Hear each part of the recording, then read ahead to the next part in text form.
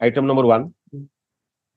May I please, your lordship? Well, in this case, the department challenges the order of the law and tribunal, and which was passed in setting aside the revisional order passed by the principal CIT, well, remitting back to the matter to the AO for fresh inquiry and malad verification. Well, the orders of revision malad was passed. Lordship, kindly have a glance to page 43. These issues, my lord, kindly have a glance to page 43. The issues, my lord, 5 issues where the assessing officer has not conducted any inquiry or verification, my lord, and that these were my lord found at the time of revision, and before the revision proceeding, my lord, the respondent had not filed any further document. For that, it was remitted back to the assessing officer with a direction, my lord, for a fresh inquiry and verification, calling upon the assessing, my lord. Come to para 16, sir. My lord. Page 30, para 16. Yes, my lord. That is the view of the law and court bill, the tribunal below. There, my lord, the law and tribunal has not. You first read it, sir, and then you make your comment. Yes, my lord. May I read, my lord? A perusal of the order of principal CIT shows that so cause notice was issued on section 263 of the Act and has been issued on 1st March 2019. Admittedly, the assessee has responded the so cause notice through on 26/3/2019.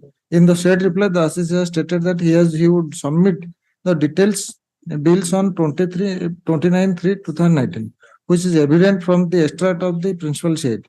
What happened to that bill is not coming out of the order of the principal CIT. The reply filed by the assessee has also admittedly not been looked into nor considered by the principal CIT. A perusal of para 12 of the order of the principal CIT shows that he has particularly in verbatim extracted the issues from the so cause notice and reproduced in para 12.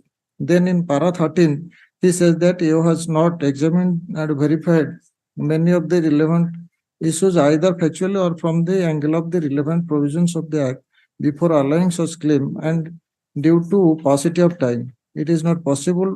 When the man said on 29th, I'm producing the bills, yes, he passes the order on 29th. My lord, No wonder he has time. My humble submission is if that will be remitted back to the No. my lord, the principal CIT, then to adjudicate afresh. All right. You say this appeal by the revenue challenges an order dated 30th May 2022 passed by the Income Tax Appellate Tribunal, Cuttack Bench, Cuttack, bracket IT-80, allowing ITA number 34/CTK/2021 filed by the respondent SSC challenging an order dated 29th March 2019 passed by the Principal Commissioner of Income Tax, bracket PCIT, bracket Sambalpur, under section 263 of the Income Tax Act 1961, bracket Act, for the assessment year, bracket AY 2014-15. Paragraph.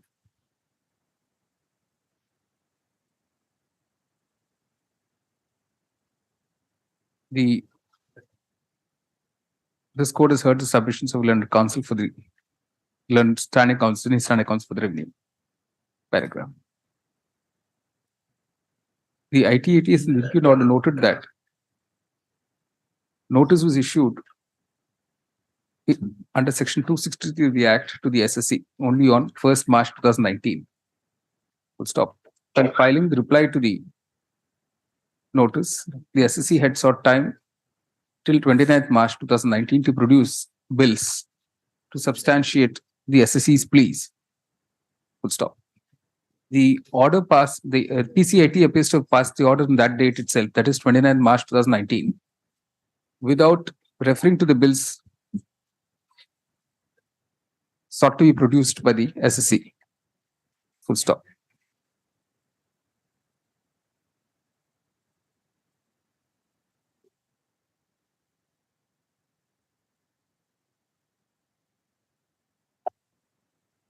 The IT-80 has correctly noticed that the additions proposed by the PCIT and the issues raised by him, open quotation, have not resulted into any addition in the assessment unquote. The observation of the ITAT that the PCIT has done only a cursory verification of the details appears to be correct. Full stop. No, that if the PCIT had done a cursory verification of the details produced, the PCIT himself would have dropped the proceedings. Comma appears to be correct. Paragraph. The court is unable to find any substantial question of law arising from the impugn order of the ITAT that requires to be considered with this court. Full stop. The appeal is accordingly dismissed. Supplementary list item number 3. That's for the respondent. All right. In this case, I am appearing for the respondent. All right. Item 2. May I please? Your lordship has similar question has already answered in against the revenue, but slightly different here is your lordship kindly see page 8 of the appeal memo. Yes. Here, but the assessee lord received interest of so and so. However, lord, it is kept in FD fund, mutual fund by transferring one account to another. So, right. So that is the only. All right. Your lordship, this is the order, earlier order.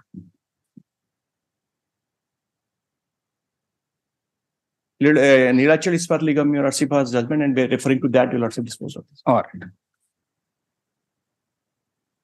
This appeal by the revenue is directed against an order dated 21st June 2022 passed by the Income Tax Appellate Branch,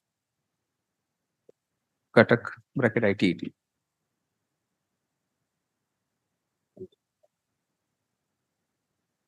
Dismissing the revenues ITA number 423 obliques CTK oblique 2019 for the assessment year bracket AY 2015-16. Paragraph.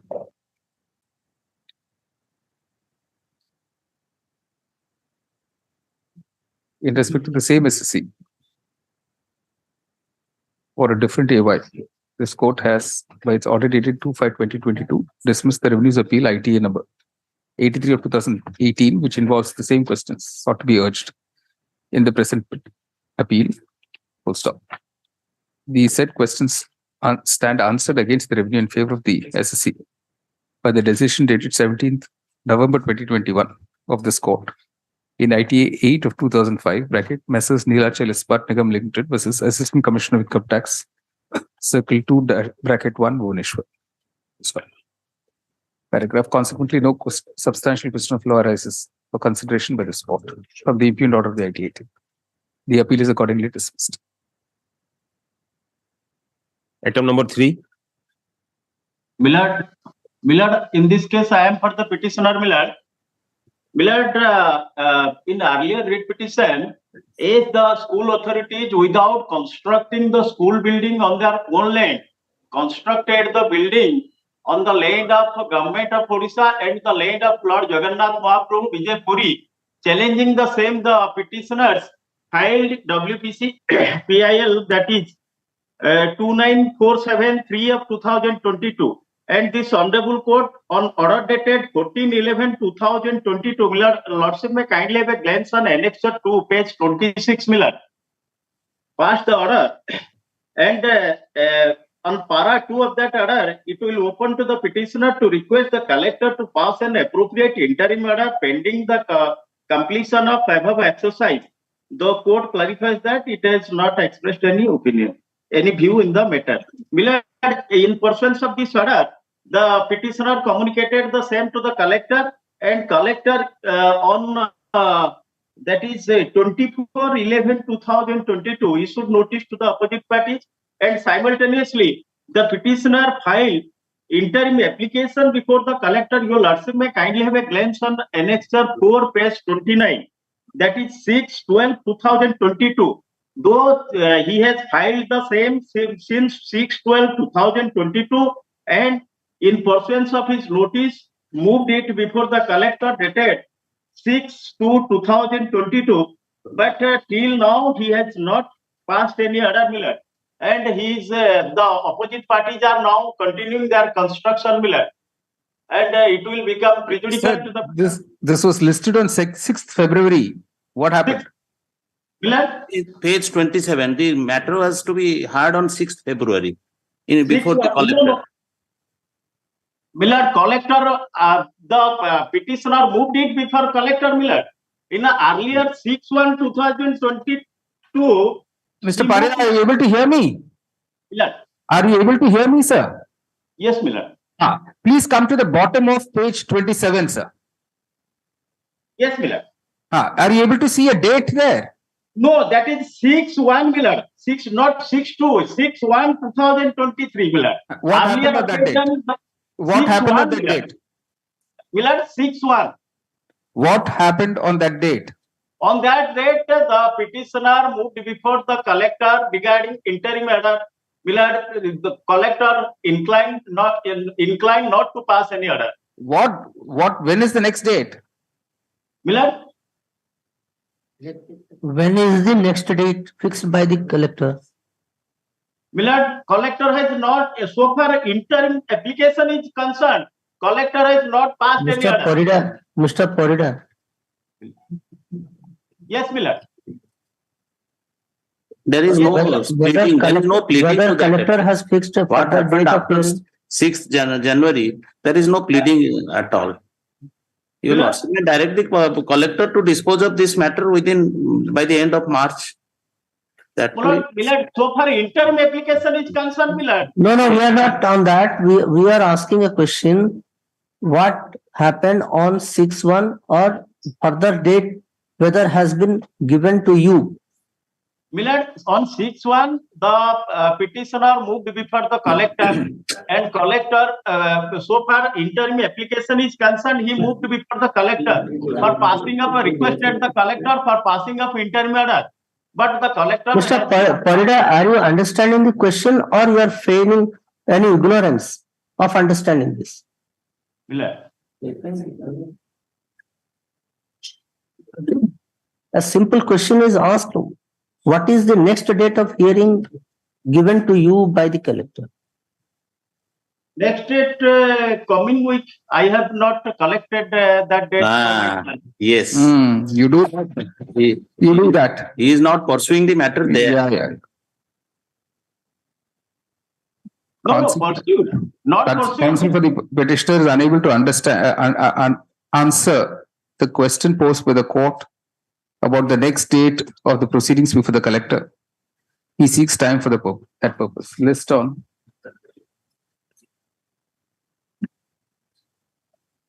Millard, it may be fixed on Monday, Millard. I will supply the information before your lordship, Millard. All right.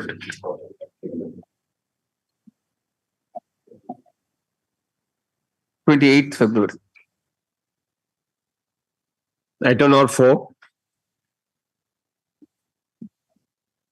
My simple grievance the villagers that the government has reserved a piece of land for butcher, that is for grazing of animals, my lord. That has been encroached by some villagers. Though they have been given separate lands of government for construction house, now again they have encroached the government land for construction Indira Awas, my lord. To government benefits, my lord. Come to page 8, sir. My lord. My lord. Yeah, This is the representation. yes, ma'am. Show us proof of delivery of this representation. My lord. By 22/7/2022. I think we just don't understand that. You correctly answering. 22/7/2022, man. Proof of delivery. Proof of delivery. But they said that they have given to the council because it is near to their village. I am realizing I need to be translated by so many people for you to understand. I thought I was speaking English. Apparently I'm not speaking English. So my learned brother is also waiting to translate. Meanwhile, he has translated. Problem in translation. What I'm saying, they have to again translate for you to understand. Even this you have not understood. See, he's going to ask you. Group 9. No, you have not understood. He's going to ask you now. Just see. You'll correctly answer now. Just see. Yes, ma'am. Ask him. Correctly answer. Acknowledgement. My lord, acknowledgement. They have been hand, my lord. They given in hand, yes, but we should have some evidence that they have received You file proper. This time when you file the representation, make sure there is a stamp, signature. You remember the diary number and all. Yes, this? yes. So you make sure all that. Because any office, they have that mechanism, any office you go to, a government of Odisha, any office you go, you need to give a fresh appraisal to dispose. This, see, immediately, whatever you say, I need to understand. Yes, ma'am. Without any translation. When I say you have to, it has to be translated. Yes, ma'am. That's my only grievance. Yes, yes, ma'am. Sorry, my lord. Sorry, my lord. Sorry. All right. Counsel the petitioner seeks leave to withdraw the present petition with liberty to file a fresh representation in accordance with law, and after following up on such representation, to seek appropriate remedies. Disposed of is withdrawn with liberty is paid. All right. Well, at some time may be given to the Tahsildar to You first make that representation. We'll see that. All right. Item number 5.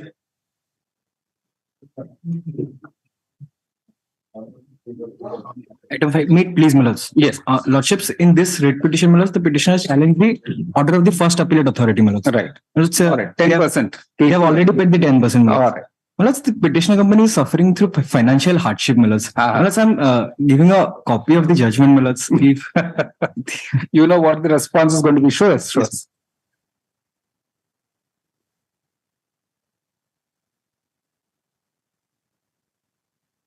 Mullahs, there is a demand of 13 lakhs or more, Mullahs.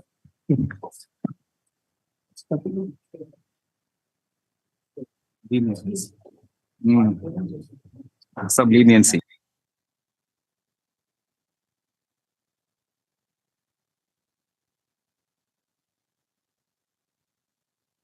February 11th September, sorry. 11th September. All right. This is, you see, just add not in that second part. Since the petitioner is stated to be, suffering financial hardship, the court directs that. All right. All right. Deeply pleased. exceptional cases. Item number 6. Madam, I'm in virtual mode. Yes. This is also the first appeal order challenged. All right. So I have given a copy of that order. This is regarding the differential amount of royalty. Then posted to 21st August 2023. We'll give this a longer date, sir. 18 September. My lord, date of the first appeal order, my lord, is 37, my lord. That is 12/1/2021. 21. Yes, my lord. Oh. But the appeal is already pending. Oh, it's not. It's not. Appeal has been disposed of on that date, my lord. Anyway, you take your plea when you file the reply. When second appellate. Yeah. All right. You list along with. All right. Same date. Petition is after 6 months from the comments of the tribunal. That is a Government of India notification is there. So here in second appeal, no limitation is there now. Here you have paid 30%. 30%, my lord. I have also paid 30%. All right. Same date, same order. All right. Item number 7. Same order, sir? Same. Or on different period. 6 to 10. Same, my lord. 6 to 10. Item number 11. 11 also, my lord, challenges to the first appeal. My lord, I paid 10%. 10%. So remaining 20%. Then 18 September. All right. Item number 12. Sorry. Same matter, Milord. 20% have already paid 10. All right. 18 September. All right. No coursive action. That's right. Standard order. Yeah. Item number 13. My lord, on behalf of Mr. Kaushik Guru, liberty may be granted to file appeal. All right. Counsel the petitioner seeks leave to withdraw the present petition, liberty to file the appeal as provided in law. Such appeal is filed not later than 10th April, accompanied by an application with condition of delay. It will be considered in accordance with law by the appellate authority. If it is accompanied by an application for interim relief, then till such time an order is passed thereon by the appellate authority, the interim order dated 23rd March 2017 of this court will continue. The court clarifies it has not expressed any view in the matter. The writ petition is disposed of, is withdrawn, as with liberty is paid for in the above terms. Item number 14. My lord, item 14, 15, 16 also same matter. Same, okay, same orders. Till 16. Obliged, my lord. Item number 17. May I please your lordship? But before going into the fact of the cases, I would like to draw your lordship's attention on Rule 51. Rule 51 clearly stipulates the procedure for grant of on-shop license, my lord. Rule 13 says, when does this excise year come to an end? 31st March, my lord. So why are you coming the last minute here, sir? My lord, what happened? 1 month, let that man be. My lord, only my grievance is, my lord. I had filed application in the month of 30th August. Okay. Then there was a preliminary inquiry. All right. Thereafter, public notice was issued under section 20 as a lordship knows. Right. Thereafter, nothing has been done, my lord. Whereas the person, those who have filed application in the month of October, their application has been processed and sent to the government. Because the instance of that particular person, my application has not been processed. The Rule 13 clearly says within the 2 months from the date of application. No, but what will you gain by this remaining period is just 1 month? Because many things have to be done, my lord. GST he has to pay, he has to construct for something extra for a restaurant purpose. Restaurant is there. Many works are there. Unless the license is there are many criteria to be fulfilled. And in this particular case, as I find, it is nearer to the last end of the excise year. So it is practically not so possible. Since August, my application is pending. It is there, but you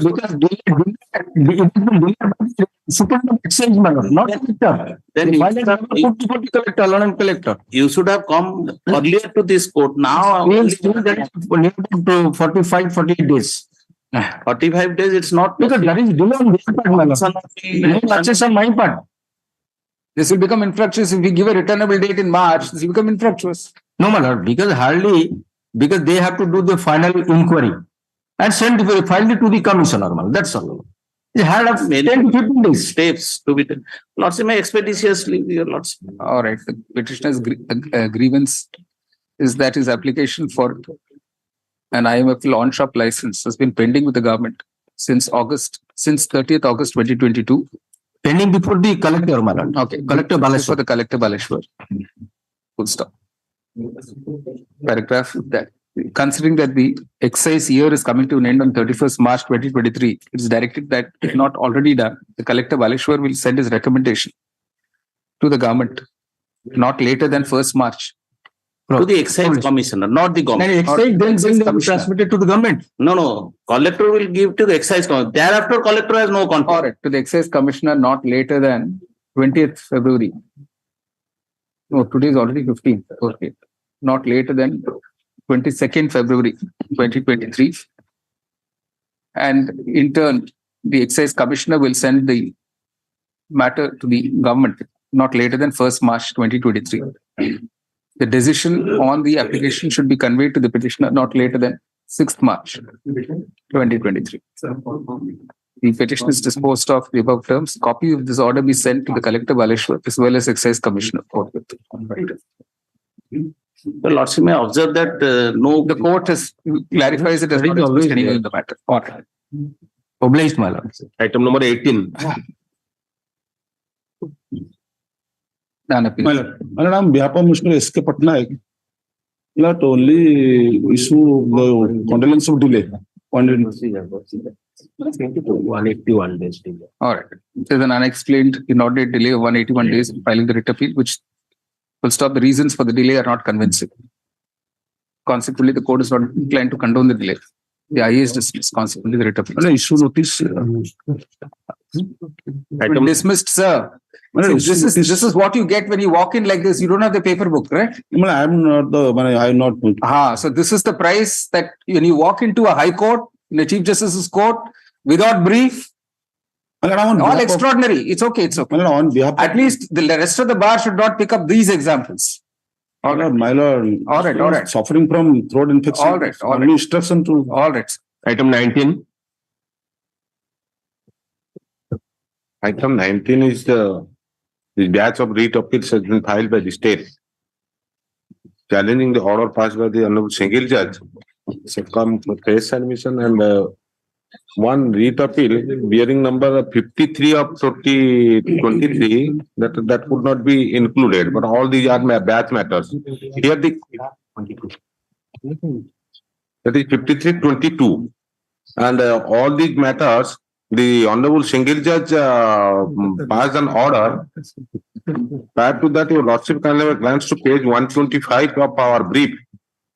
Pursuant to this order, all the respondents were their services were regularized because they were initially appointed under the centrally sponsored scheme, and subsequently, by virtue of the order passed by this honorable by the learned tribunal at page 125, they were their services were regularized as junior lecturers. Prior to that, they were initially part-time resource persons, subsequently full-time resource persons under that scheme. But subsequently, by virtue of the order passed by this honorable court, they were observed as junior lecturers. And this order was passed on 3/7/2016.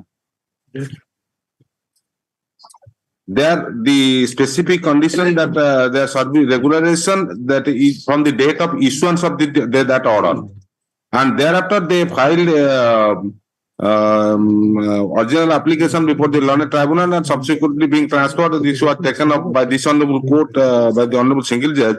Your lordship will find at page 137, Annex 3, the order has been passed, and the honorable single judge are also quoted the prayer. The prayer in the original applications. There was no such prayer for quashing of the order of regularization or modification of that order of regularization.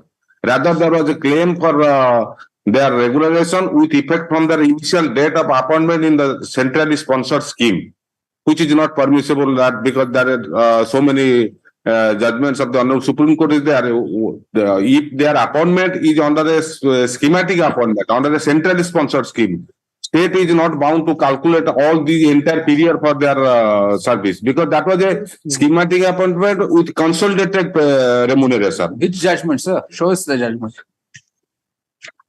Which judgment says that is Hansing's case.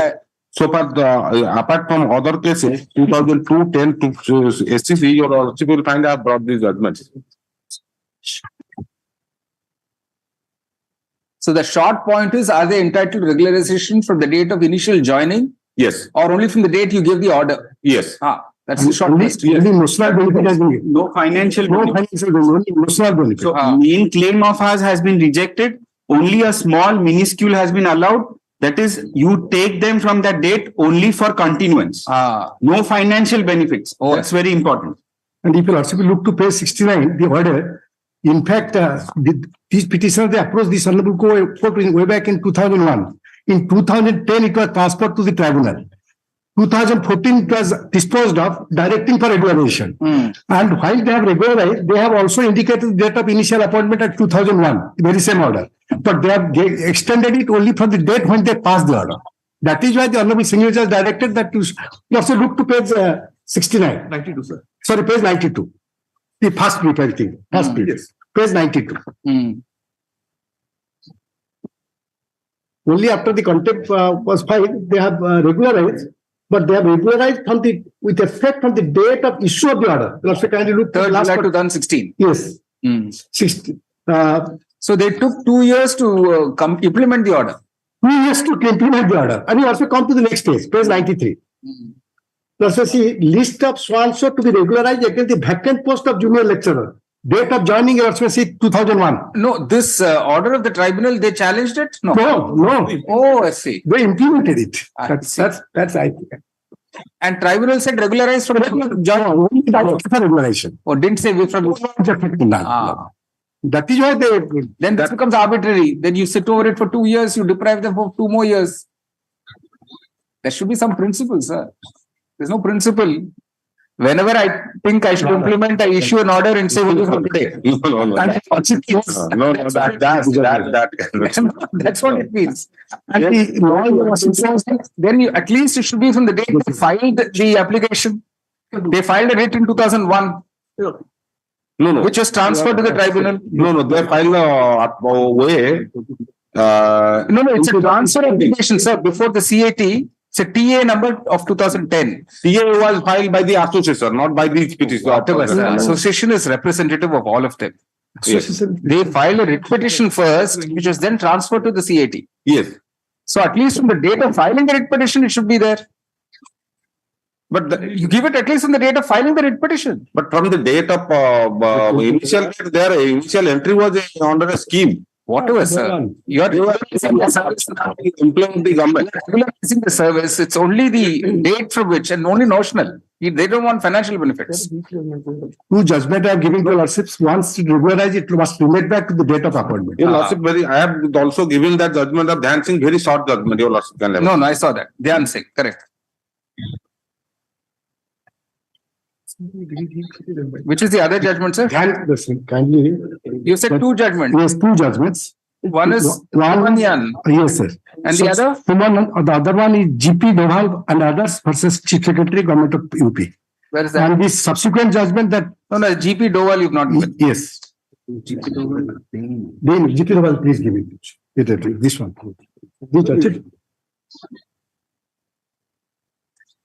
If you also come to paragraph 15 towards the bottom. Paragraph 15.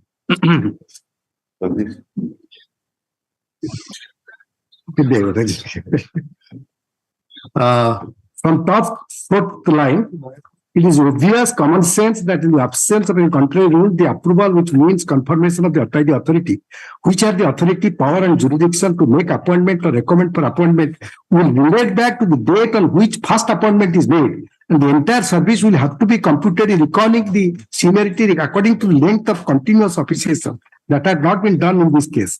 In this case, the 84 Supreme Court has been referred to, where also that was a case of appointment. 84 Supreme Court. The subsequent judgment has been there. In 2010, it has been referred to the 2084. And see, the only distinction is those who are not appointments, first under a scheme, then under absorption in government. Yes. It was in the government itself. Yes. That is the only distinction, sir. Yes. Here, when in 2001, they themselves have observed in the post of junior lecturer, and they also accepted that. Initial appointment continuing as lecturer. In fact, this contention that that there was no prayer, that has also been dealt with by the Honorable Single Judge at paragraph 14. That is page 119, internal paragraph 14. In view of the law laid down by the apex court, so court has taken note of this contention and has relied on a judgment to mold the relief. And a small minuscule relief has been allowed. My lord would find para 14 of the impugned judgment. So it's a well-reasoned judgment. All right. No, That's it. And para 21 also, your lordship can have that judgment, para 21. Para 21 of the Honorable Single Judge judgment. The order impugned before your lordship. Right.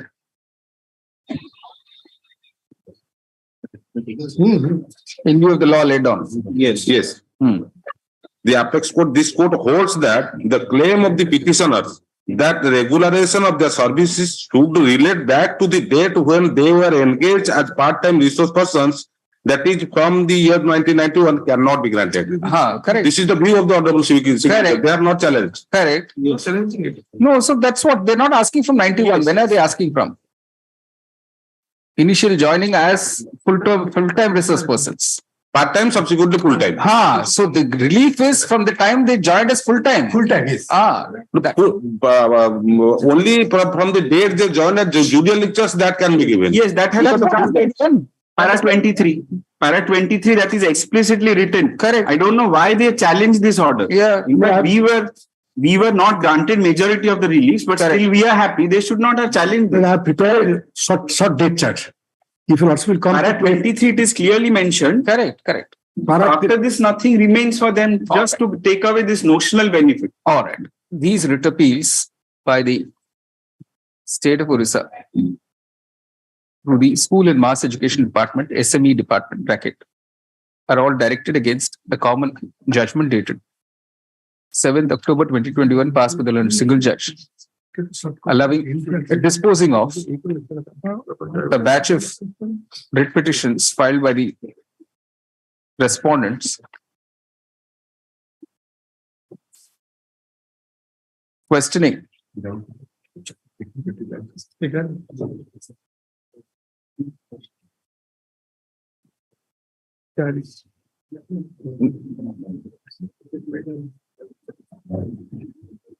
no.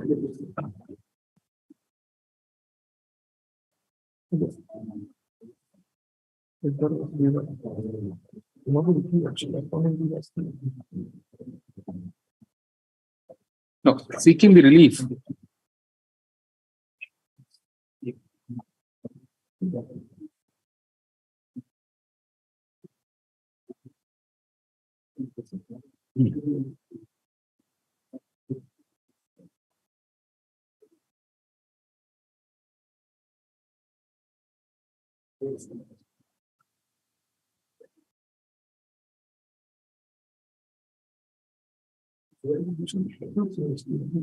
No, you went back to the tribunal, is it?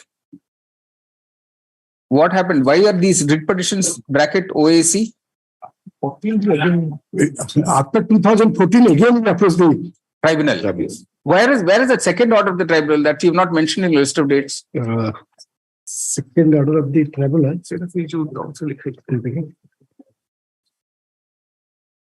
If you actually look to page 92, there it has been referred to by in pursuant to order number so dated 14/7/2014 of the Honorable Tribunal passed in TA number 15C of. No, that is the order regularizing. Yes. After this, you seem to have again filed some OA number 1074 of 2017 before the tribunal. Yes, that one has been transferred to this court because of the abolition. Oh, you went to the SAT this time? Yes, sir. Yes, sir. Oh, the junior lecturers. We went to SAT, that was because of the abolition of the tribunal. That is all state. All right. Seeking direction to the SME department to regularize their services from the date of their initially joining.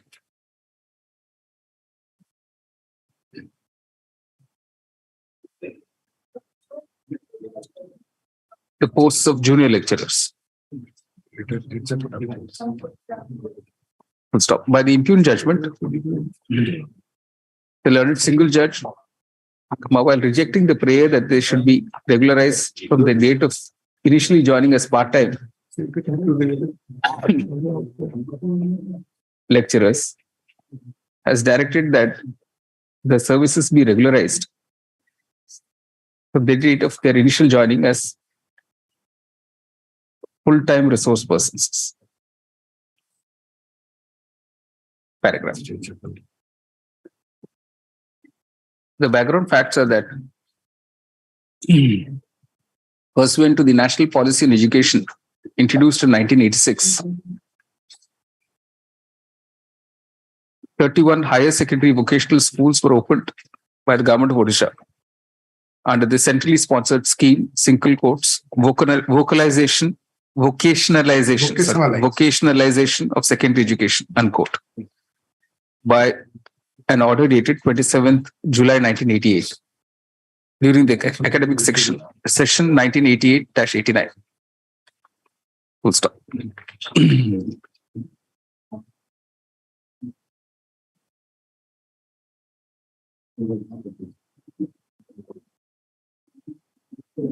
A circular was issued by the government of Odisha on 17th March 1989 for appointment of a qualified postgraduate (PG) teacher against the vacant post of vocational teachers (PGT) on contract basis.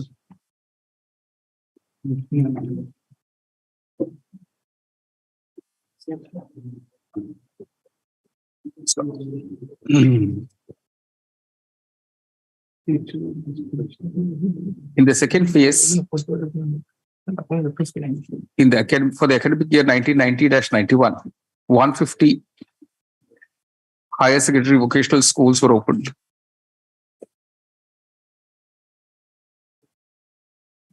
An advertisement was issued on 1st April 1991, inviting applications from eligible candidates for the post of junior lecturers in the said vocational institutions. Since this was a centrally sponsored scheme,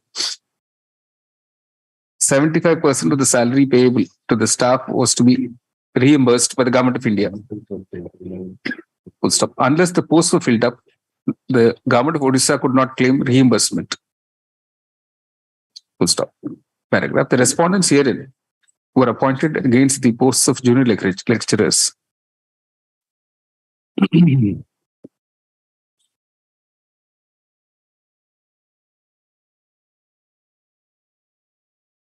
Paragraph.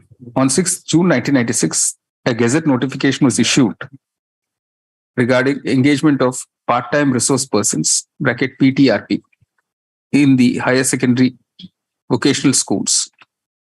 Full stop.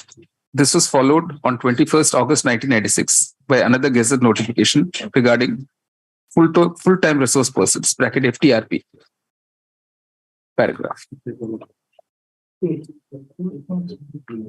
The respondents who were continuing as PTRPs continued as such without regularization as junior lecturers. Full stop. Aggrieved by the failure to regularize their services, the respondents filed OGC number 9392 of 1999. Through an association of such respondents praying for regularization of their service. During the pendency of the writ petitions, the respondents were appointed as FTRPs against the vacant posts of junior lecturers with effect from 31st January 2001. Stop. Paragraph. OGC number 9392 of 1999, which was pending in this court, was transferred to the Orissa Administrative Tribunal bracket OAT bracket in the year 2010. Full stop. By a judgment dated 10th July 2014, the OAT disposed of TA number 15 bracket capital C of 2010, directing the government of Odisha to regularize the services of the respondents. In view of the order of the OAT in a similar batch of cases. Full stop. When the said judgment was not implemented, the respondents filed contempt petition being CP number 543 bracket C of 2014. Paragraph. The government of Odisha in the Higher Education Department did not challenge the above order dated 10 July 2014 of the OAT. Full stop. After the aforementioned contempt petition was filed, the government of Odisha on 3rd July 2016 issued orders regularizing 201 FTRPs working in different vocational junior colleges and redesignated them as junior lecturers with effect from the date of issuance of such order, that is 3rd July 2016. Full stop. While the contempt petition was closed by the OAT, liberty was granted to the respondents to claim benefits consequent to the order of regularization in accordance with law. Paragraph. The respondents then filed OA number 1074 bracket capital C of 2017 before the OAT, praying for regularization of the services from the date of initial appointment against the vacant posts of junior lecturers. Paragraph. After the abolition of the OAT, the aforementioned petition came to be transferred to this court and was heard by a learned single judge who passed the impugned judgment on 7th October 2021, granting notional benefit to each of the respondents from 31st January 2001, which was the date of their appointment as FTRPs.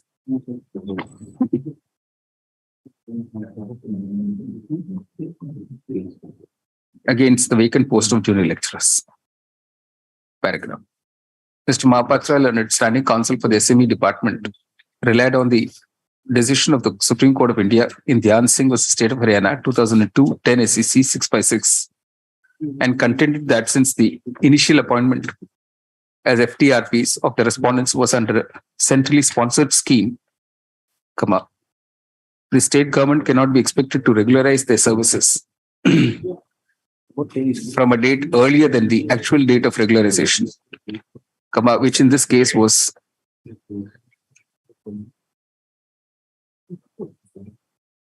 3rd July 2016. Paragraph. On the other hand, both Mr. Buddhadev Rautri and Mr. Gautam Mishra, learned senior counsel appearing for the respondents, submitted that the relief granted by the learned single judge was limited to stop only a notional benefit, only a notional, the regularization as directed by the learned single judge was only on notional basis from the date of the respondents joining as FTRPs, that is 31st January 2001, without any monetary benefit, consequential monetary benefit, full stop. Relying on the decisions in GP Dowell versus Chief Secretary, Government of UP, AIR 1984 SC 1527, and S. Sumanyan versus Limi Niri, AIR 2010 SC 2159, was contended that the plea for regularization from the initial date of joining as FTRPs was not unreasonable and ought to be granted in light of those decisions. Paragraph, the above submissions have been considered. What is evident from the above narration of facts is that each of the respondents was appointed initially as PTRPs in 1996.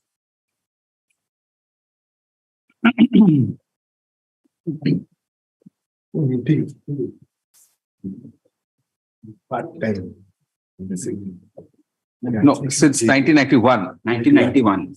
Since 1991, but actually claim benefit of regularization.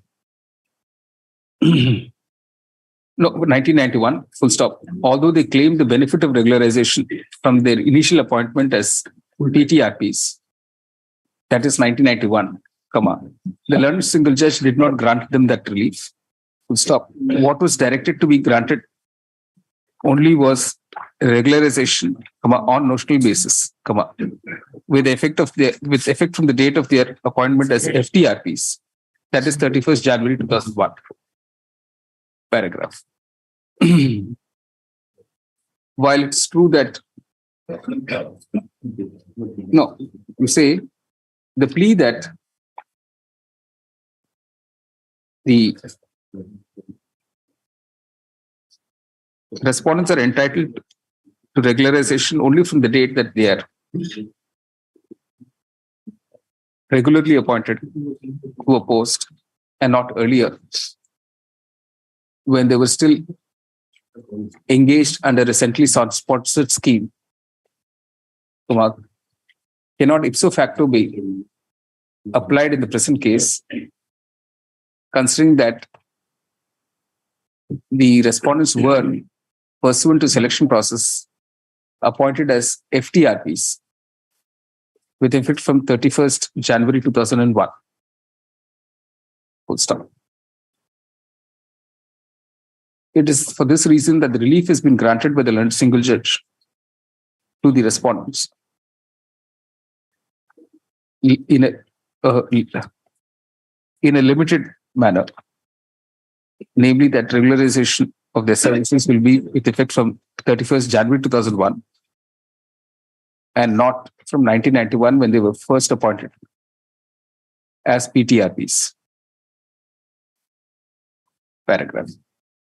The decisions of the Supreme Court in GP Dowell versus Chief Secretary, Supra, and S. Sumanyan versus Limini, bracket Supra, support the contention of the respondents that they were entitled to count their regularization, to have their services regularized from the initial date of their joining as full FTRPs on regular basis. No, FTRPs through a selection process.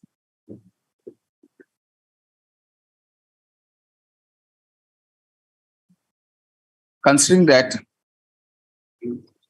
the set date of 31st January 2001, from which date they've been asked to be regularized, is only for a notional purpose of length of service seniority, etc., without any monetary relief, consequential monetary benefit, the court does not consider it. No, the court is of the view that the impugned order of the learned single judge granting such limited relief does not call for interference. Full stop. The impugned order is also consistent with the law explained by the Supreme Court in G.P. Dovell and S. Sumanian, bracket Supra. Full stop. Considering that the relief has not been granted to the respondents of regularization from the date of their initial joining as PTRPs, that is from 1991, but only from the date of their joining as FTRPs. Such relief can also not be said to be inconsistent with the law laid down in the Yansing versus State of Arena, Supra. Paragraph. For all of the aforementioned reasons, the court finds no grounds made out for interference with the impugned judgment of the learned single judge. The appeals are accordingly dismissed. Time limit. Now 7 years already passed. Consequential orders be issued by the SME department by way of implementation of the impugned judgment of the learned single judge within 4 weeks from today. Yes, I mean, pardon, yes. But I am filing intervention. I was appearing for batch of petitioner before the court, before the single judge, my lord. Okay. For my intervention, maybe allow minimum. I was appearing for a batch of petitioners before the honorable single judge. Also allow that. I was not made party in this writ appeal, my lord. Okay. On the same thing. All right. You just say that intervention application is this application by persons who were before the learned single judge as writ petitioners, but not made parties by the SME department in the present appeals is allowed. Pardon, one of my matter that the would also stand covered with the judgment passed by this court today. And one matter 5 estate W number 53 of 2022 has not been listed, though despite direction. WA 53 of 2022. Okay, then you take it special notice. Then in view of the judgment passed today in writ appeal 936 of 2021 and batch, this writ appeal is also dismissed. Oh, like that. Matters, the entire list, entire batch may be disposed of here in this. Yes. All of this is a common. Yes, all of it. So which are the item numbers? So in item 19 only. These particular items, only 19. All the batch cases are there. Right. All right. Item number 20.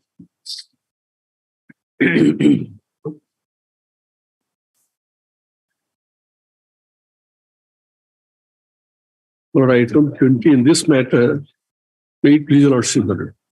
For the order of the single judge is a subject matter of challenge, where it has been held in an arbitration proceeding, the order passed by the arbitrators goes to the root of the jurisdiction issue, comes within the rarest of rare cases to intervene in the writ application merit. For a direction, one is the subject matter of the dispute before your lordship. But interestingly, what has happened in this case, 2003, there was a contract between the parties. Oh, notice is not gone. But notice is not gone yet. No, notice is not gone. Notice returnable. Is there any proceeding? This is an award which is in your favor. No award is there. The initiation of the proceeding was challenged. Oh, I see. Initiation of the proceeding was there, where they say that first, initially they say that the order of procedural order that has been passed by the tribunal is to be recalled.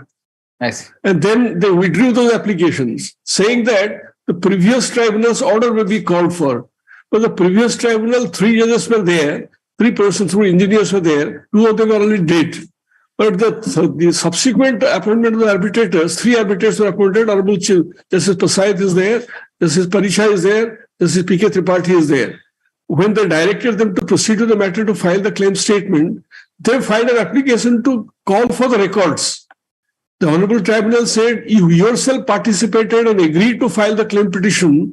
Now you cannot turn back and say, call for the records. where the records are not as such available. So that application, rejection application, was challenging the writ application. It cannot come within the rarest of rare cases to intervene the writ application of it. Under section 15.3 and 15.4 was interpreted and held that it goes to the root of the matter, a jurisdictional error is there. But what happens as a result of the impugned order? The tribunal continues anyway. No, tribunal is not function. He is appearing the tribunal. They have not proceeded. No. Proceeded because of. So lordship will take up. Then what happens? The 29A and all kicks in now. The time for making the award is gone. The time for making the award is gone, and they have not filed any claim petition as such. They are the claimant. Then what remains, sir? Then why are you pressing this? No, we want to say that this order is as such not to be sustained. Let that, because their arbitration proceeding will go. But this order, if lordship looks at on the face of it, cannot they won't create a precedent or something because of this subsequent development of them not filing any claim and there is a counter making the award also having a counter claim pending. Your counter claim? Yes. Okay. All right. Notice returnable. 3rd April. March. March minute. No, 3rd April, sir. 3rd April. All right. Can it be with you, respect? No. Let them file. Please. Item number 21.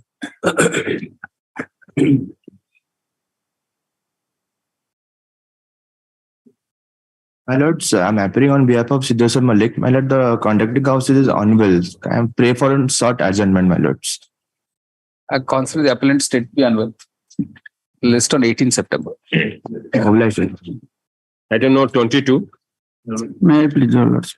My lord, out of 60 installment, I have already paid 53 installments, my lord. My lord, initially, in the month of September, my lord, my vehicle has been seized, my lord. My lord, in view of the order that order in WPC number 23179 of 2020. Sir, how is this IndusInd Bank and all amenable to writ jurisdiction? My lord, I have already deposited, but due to after release, my lord, there is a repairing cost of 1,30,000, which Mr. Patnaik, my lord. My lord's query is, how can this writ maintainable against IndusInd Bank? It's a private bank. Is the writ maintainable? My lord, but initially, my lord, you have to address that issue first.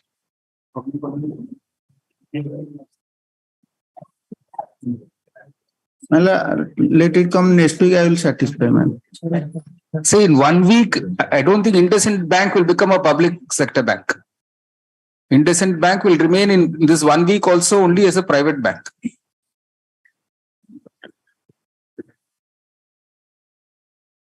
Controlled by the government of India, my lord. Really? Undertaking, my lord. I see. IndusInd Bank. Just taking a chance. Well, say something and see if it works. The court.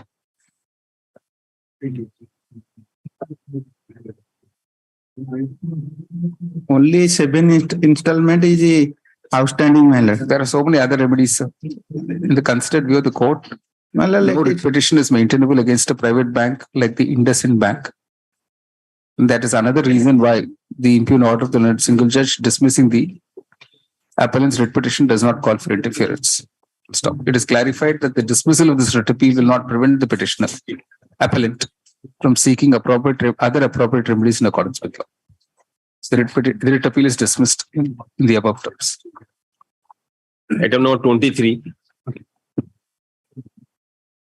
While the question of law has not been properly formulated, I may permit it to amend the question of law. All right. At the request of counsel for the petitioner. Just on 18 September. Item 24. Oblige, my lord. 24, we have already solved on 24th January, my lord.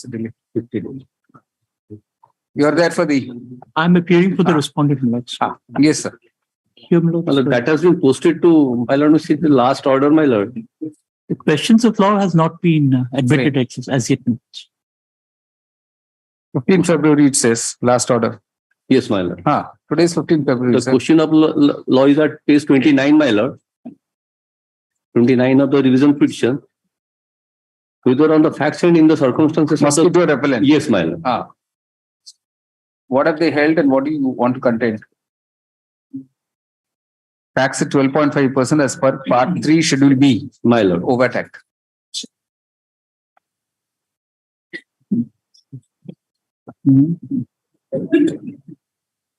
The two competing entries are entry 30. Yes, my lord. Entry 30 speaks of insecticides and pesticides, my lords. Pesticides, rodenticides, weedicides, and insecticides. Insecticides. All right. So my humble contention, my lord, is our chemical composition is a mosquitocide, not a repellent, my lords. Okay. So once it is a mosquitocide, even though mosquito, what the drugs, my lord, entry says, talks about mosquito repellents. And if your lordship would appreciate that our drug insecticide act license, my lord, speaks of a. Your lordship, which is the other competing entry? Other competing entry is drugs. My lord. What their case, entire case, my lord, is initially, my lord, it was under the heads of drugs. Part 3 Schedule 2. No, Part 3 of Schedule B.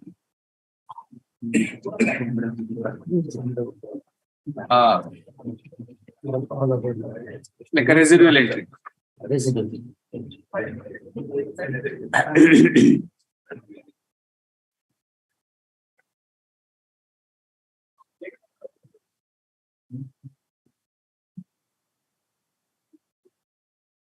Which year are we talking about? Which is the year here, sir? Year. 7 to 8. Year, my lord. So that thing had changed. Yes. Part 3 is now become blank. That is an older book. It speaks of 1 for 2007 to 31, 12. So all other goods. It's 1 for 2007 to 31. So why is it not a pesticide, sir? Insecticide, sorry. Why is it not an insecticide? My lord, later date we fix for final hearing, my lord. I will produce some leaflets. May I just they have attached the leaflet. If the lordship would kindly turn to page 69, 70 minutes. 70 if your lordship would see minutes. Good night.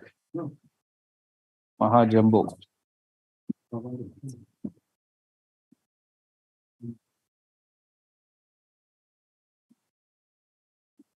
The lordship would see the third column, lords. Lordship got it? It says about transgluten 0.88%, lords. And they say there's a liquid vaporizer household insecticide. Lordship got it? It's in different languages. The third column is in English. I think that so that's and they describe it as household insecticide. And if your lordship would kindly see my license under the Insecticide Act, certified that insecticide, transgluten 1.6% liquid vaporizer. Right. So this is my product which I sold it in the market, milords. So they are saying now, milords, since it's a mosquito repellent, which was earlier under the heads of drugs, and it has been now removed without noticing the other competing entry, that is insecticide, pesticide, weedicides, germicides, and others. Now they say that you fall within the residuary entry of 13.5. Correct. So my humble contention, my lord, it can't be. Correct. And their own document, which they have annexed, my lord, they describe it as, lord, insecticide, lords. Which is that? Lord, that's the third column. Lords. At page 70, I've just shown you lordships, lord. And that tallies. No, you say this is their document. My lord, that's their application, lords. We have annexed that. They have annexed it. It's my literature which has been annexed and relied upon by the state. That way. And I have just now given your lordship the certificate under the Insecticide Act. Correct. That's all right, sir.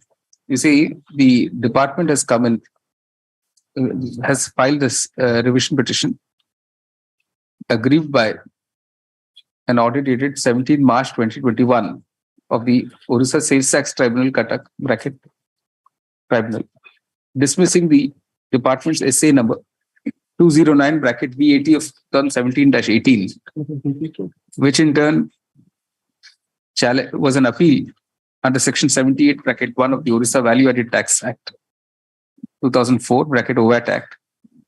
By the state. Yeah. Agreed by the order dated 18 July 2017 of the Additional Commissioner of Sales Tax bracket appeals, allowing the dealer's appeal case number AA/JCST/CU2/76/2014-15, thereby setting aside an assessment order dated 29 March 2014 passed under section 43 of the OVAT Act by the Joint Commissioner of Sales Tax, Cuttack 2 Range, Cuttack, bracket JCST, for the tax period 1st April 2007 to 31st December 2008. Paragraph. The question before the ACST as well as the tribunal was whether the mosquito repellent sold under the name of single quotes good KNIGHT, good night, unquote, by the respondent dealer could be classified as an insecticide under entry 30 of part 2 of schedule B to the OVAT Act, or would fall within the residual entry. Thank you. Of open quotation, all other goods, unquote, under part 3 of schedule B to the OVAT Act, in which case it would be amenable to tax at the rate of 12.5%.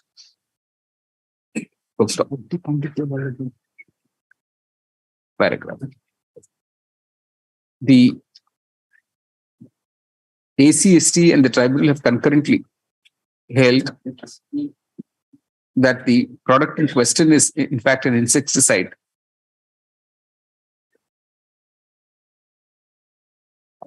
within the meaning of that expression in entry 30 of part 2 of schedule B, and therefore amenable to tax at 4%, thereby rejecting the plea of the department that it should be classified as single quotes all other goods, unquote, in terms of part 3 of schedule B of the OVAT Act,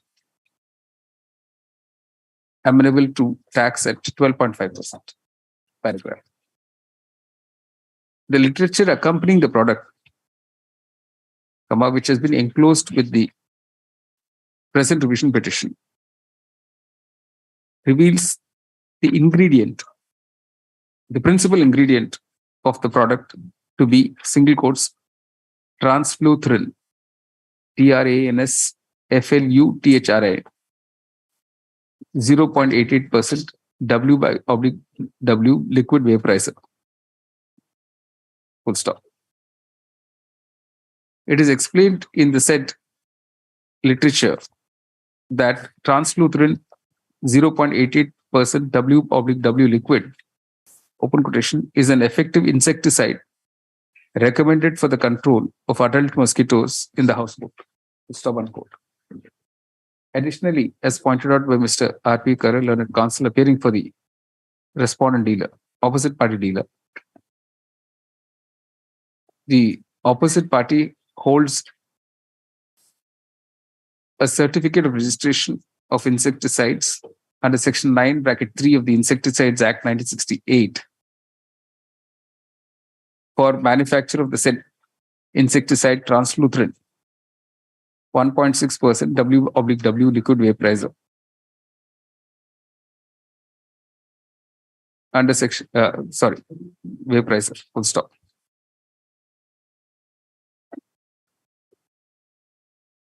Paragraph. It is evident, therefore, that the product sold by the respondent dealer, opposite party dealer, has been correctly categorized as a single quotes insecticide, unquote, under entry 30 of part 2 of schedule B, the OVAT Act.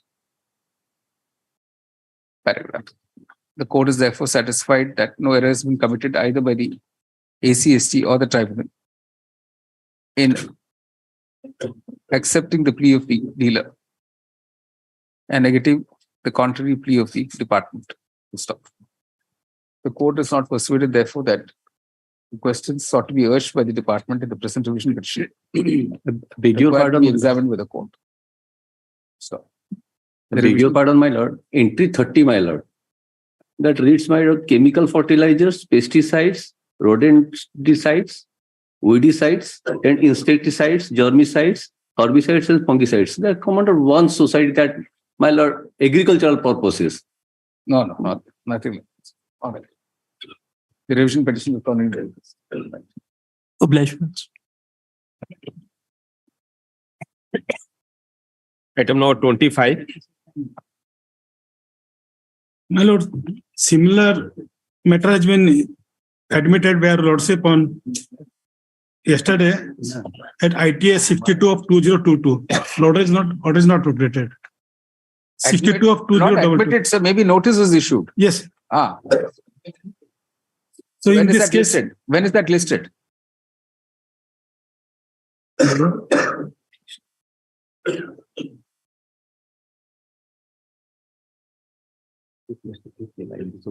Notice returnable 25th April. List along with ITA number 62 of 2022.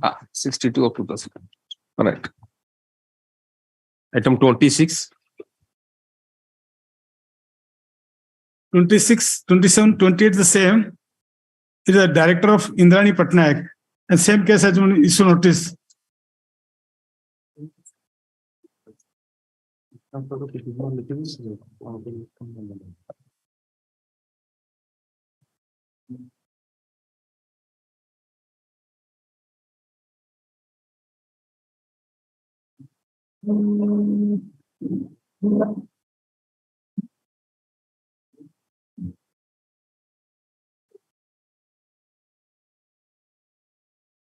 All right.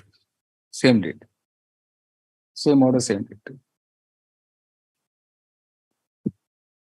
26, 27, and 28. Item 29.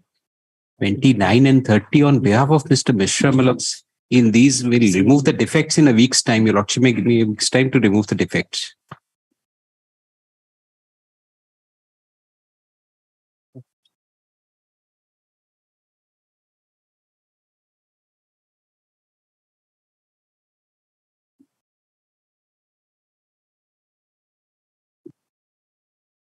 List on 11th May. Defects we co-ed. Great. Item 30. 30 is same. Same, 29, 30. Item 29 31. and 30, my lords, both.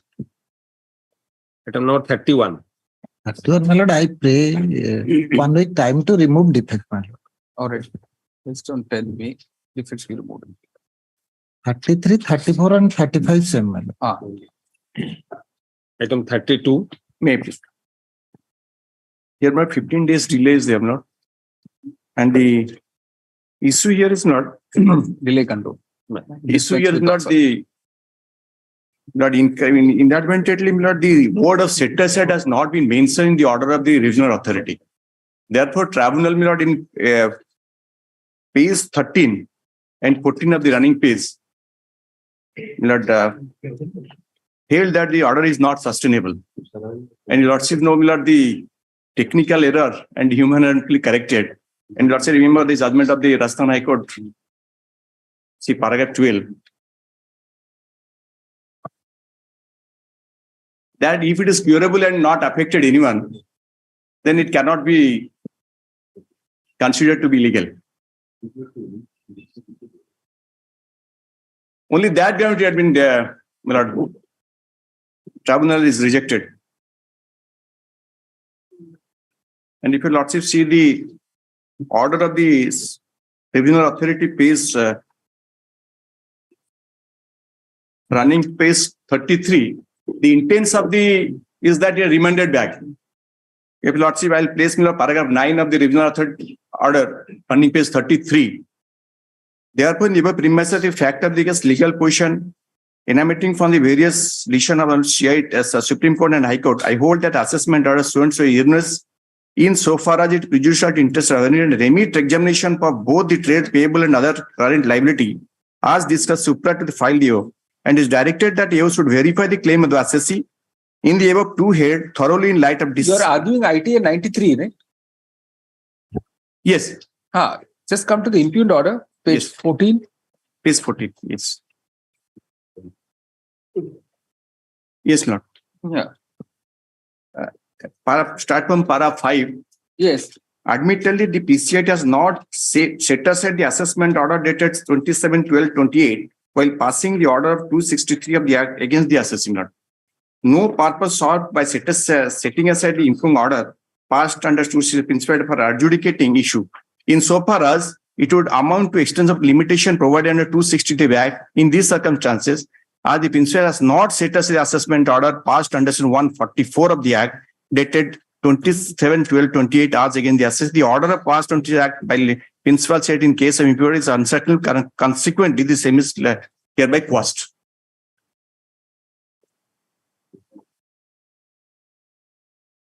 So if he hasn't set it aside, how can we presume he has set it aside? No, the intents of the order has to be read in full. Your lordship see the part that therefore, my lord, I am placing the order or last part of the order. Your lordship see running page 33. Only the word is missing, lord. Later in spirit of the order is same, and therefore citing judgment if it is not mentioning the one part of the order, one part of word, and will not affected anyone, then it should not be said that the order is not sustainable in the eye of law. Just to say the you should provide to the assessing. Then, Lord, it has been remitted examination. Just to say the you should provide to the assessing sufficient opportunity. The intention is that. Yes, only the word of set has not been mentioned.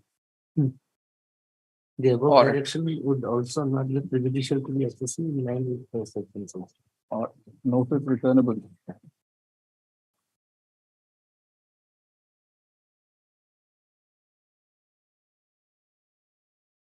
July 24th.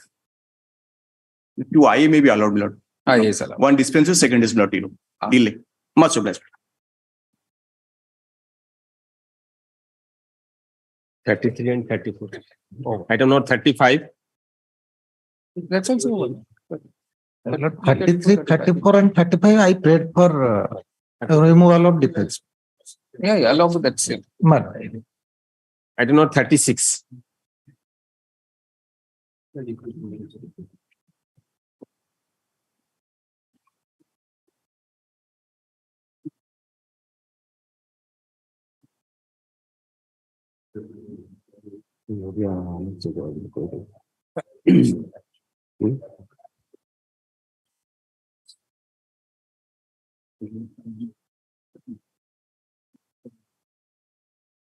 Item 36, my lord. But some Odia annexures are there, my lord. My lord, only the relevant annexure 5, where, my lord, the petitioners were noticed by the land action officer to appear before him on 3rd of November 2022. But prior to that, my lord, they had already taken the decision, and basing on that decision, they have rejected the claim of the petitioner. Your lordship will get at Annexure 6, page 89. Page 89, that was the proceeding of the project level committee, which was held on 6/10/2022. Now, my lord, basing on the decision that proceeding that is 6/10/2022, they have turned down the grievance of the petitioner. My lord, the grievance of the petitioner, my lord, the villagers want that they have proposed to acquire some land for the purpose of a canal. The villagers want that the canal should be in the western side of the village instead of eastern side. Because in the western side, that is high land, so that it will be helpful to the villager. That is their only claim, my lord. That can't be done. Let's come to this page 93. This is the order against which you have come.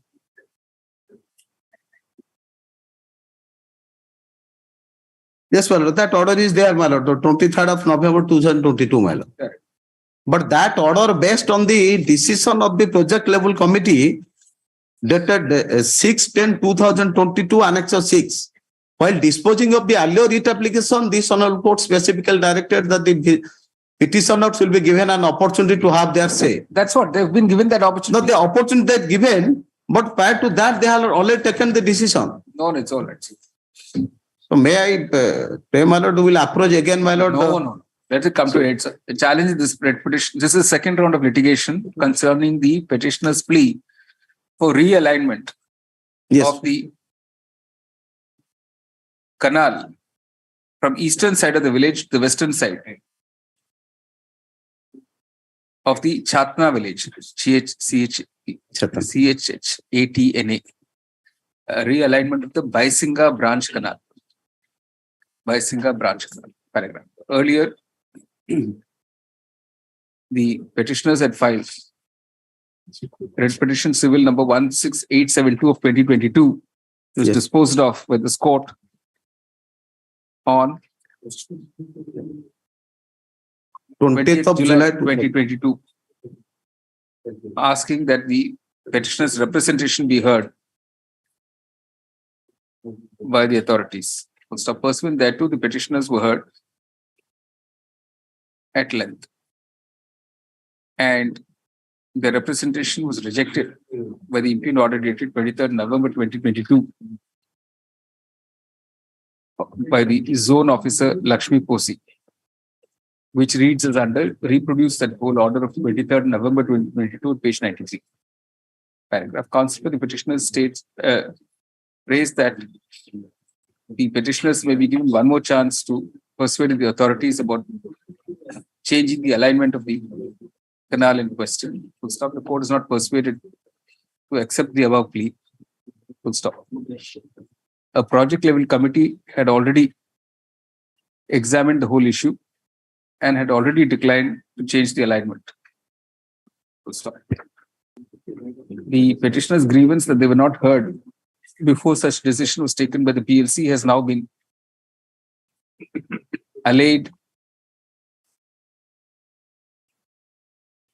since, pursuant to the above order passed by this court, they were given a full hearing by the zone officer Lakshmi Posi, who has passed the impugned order.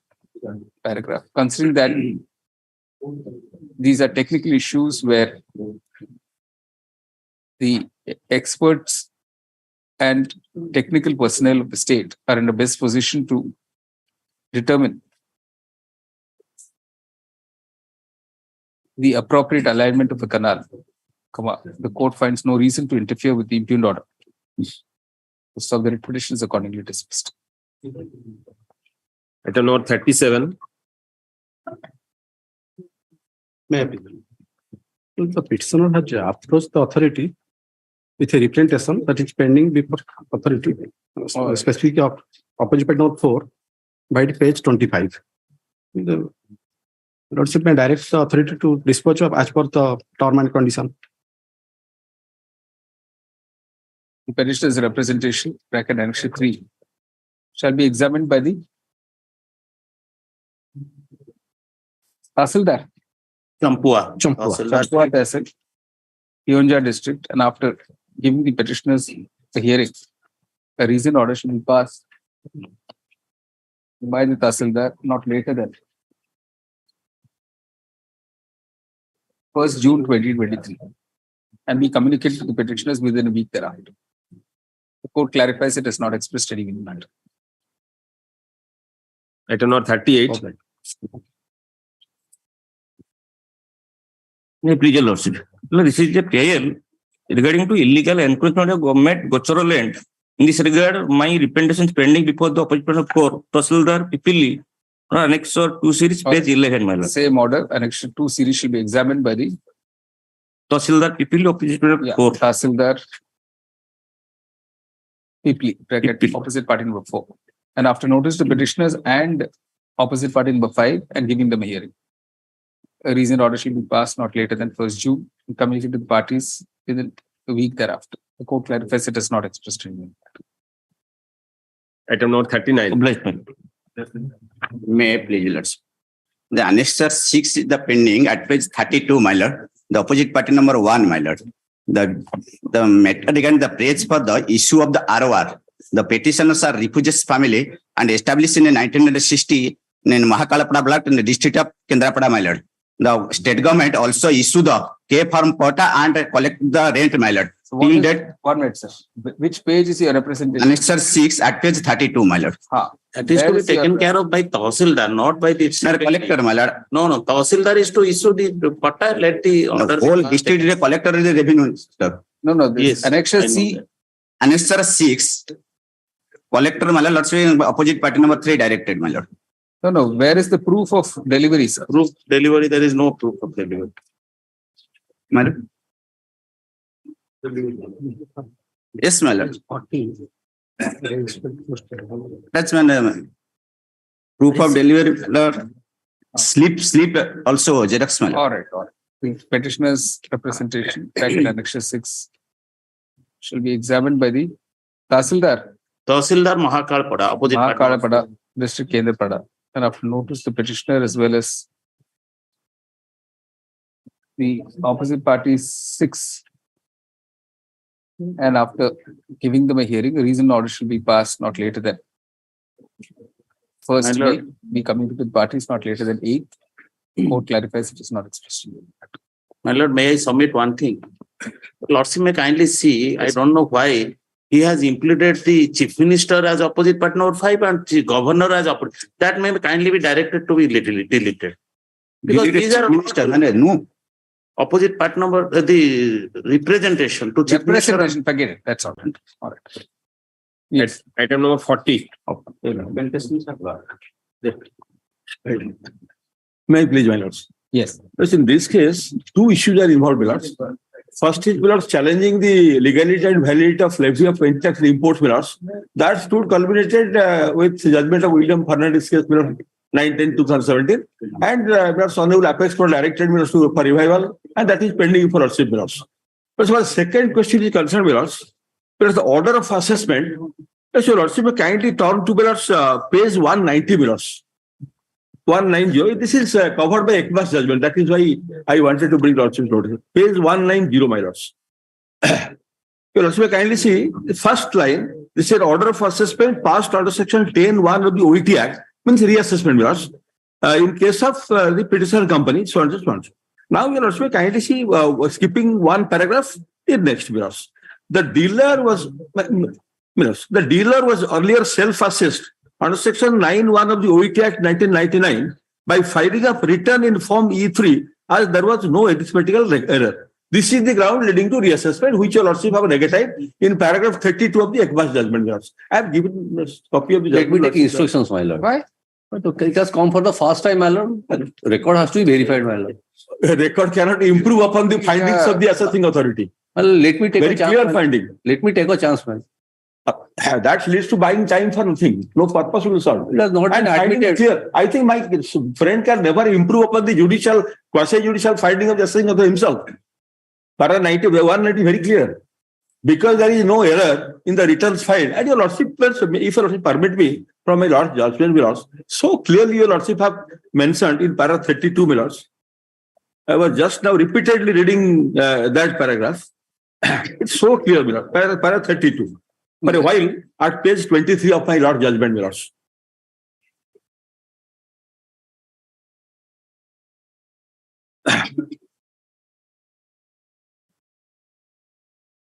No concept of yes. Right.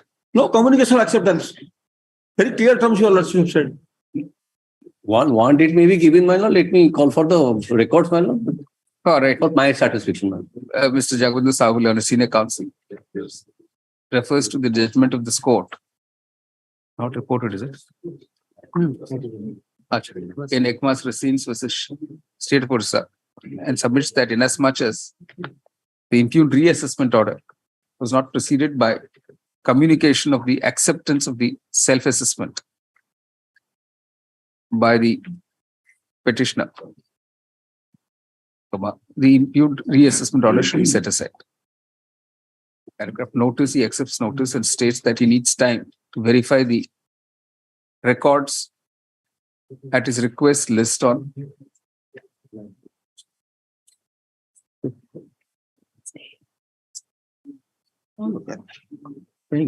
6th April. No coercive steps till the next date. My lord, grateful, my lord, grateful. Item 41.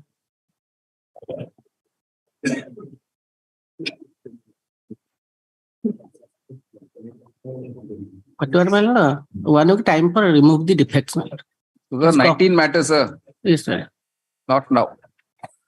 Yeah. I'm challenging the Annexure 2, my lord, to set aside the order passed by the government. That is the assessment order for a tax penalty. You can always file an appeal, sir. Yes, appeal is there. Permitting the petitioner to avail of the statutory remedy of appeal against the imputed assessment order. The writ petition is disposed. Item 42. May I please, your lordship?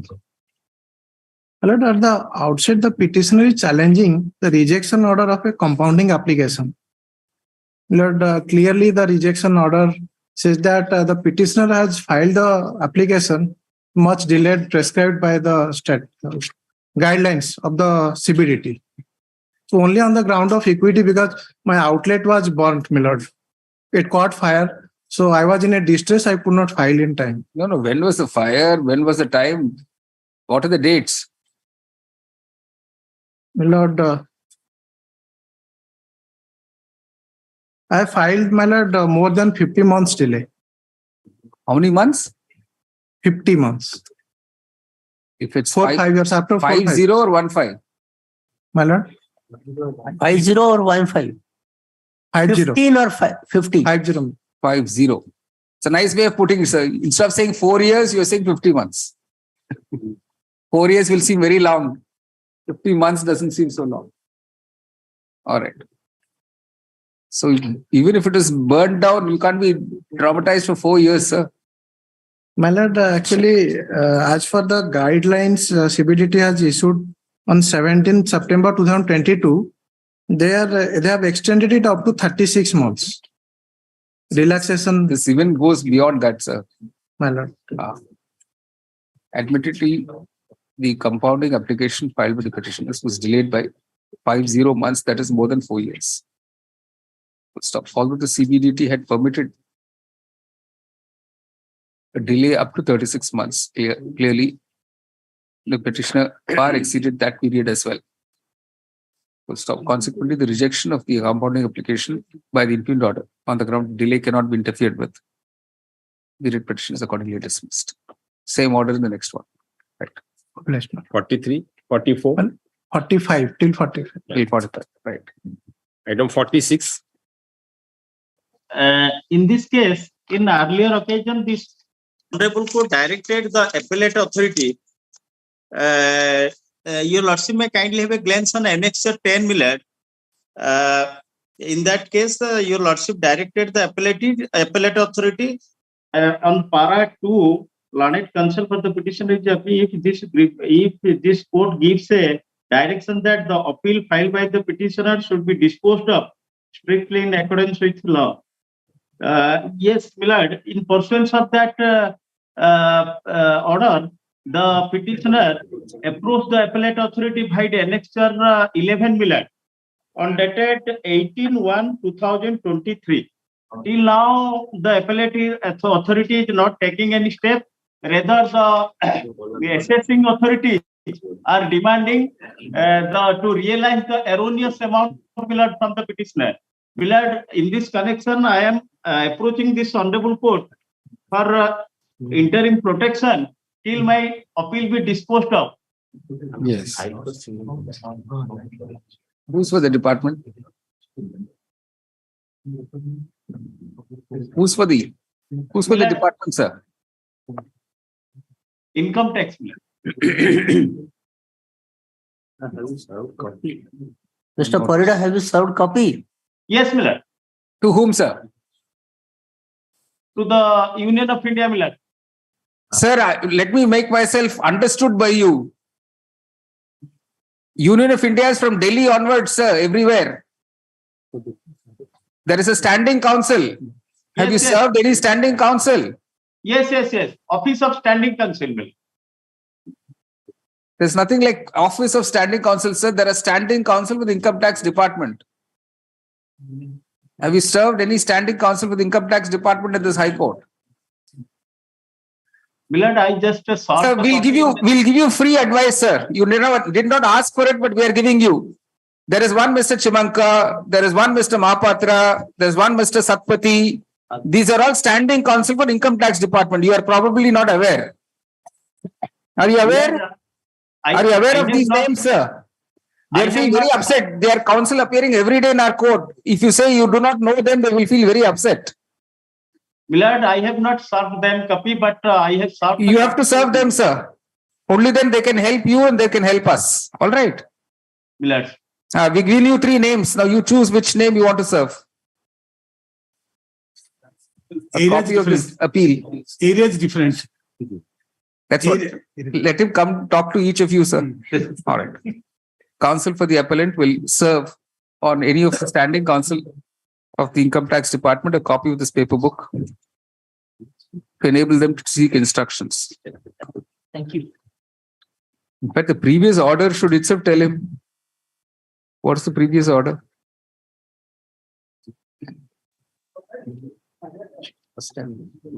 No, previous order. That was the previous order. Annexure 10, Milord. The name of the council is indicated in that previous order. Page 64. Yes, Milord. Are you reading it? Yes, Milord. So now you know whom to serve. Yes, sir. All right. Milord. All right. List on.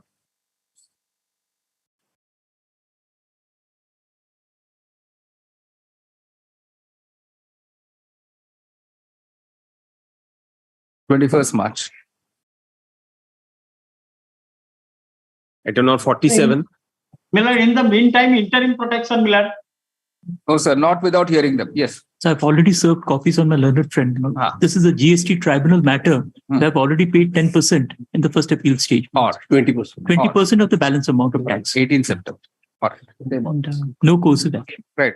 Well, appearing for opposite party number 1, CBSC. I've also served a copy on my learned friend. Item number 48. But it, my lord, may I please your lordship, petitioner license is entitled for waiver of MGQ because there is a commissioner of excise compelling the petitioner to lifting of all the RR MGQ by the end of 2017. There are some standard orders we are passing. Mr. Monty should know. Yeah, order I have got the order. Give. Which one? 48. 48.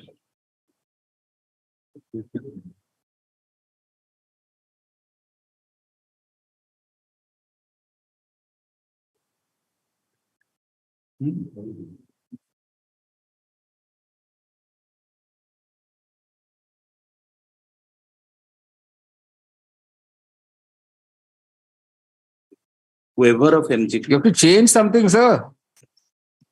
If you pass this order in your case, then you will be in trouble. Are the facts identical? Yes, ma'am. No. Cannot. Don't simply say yes.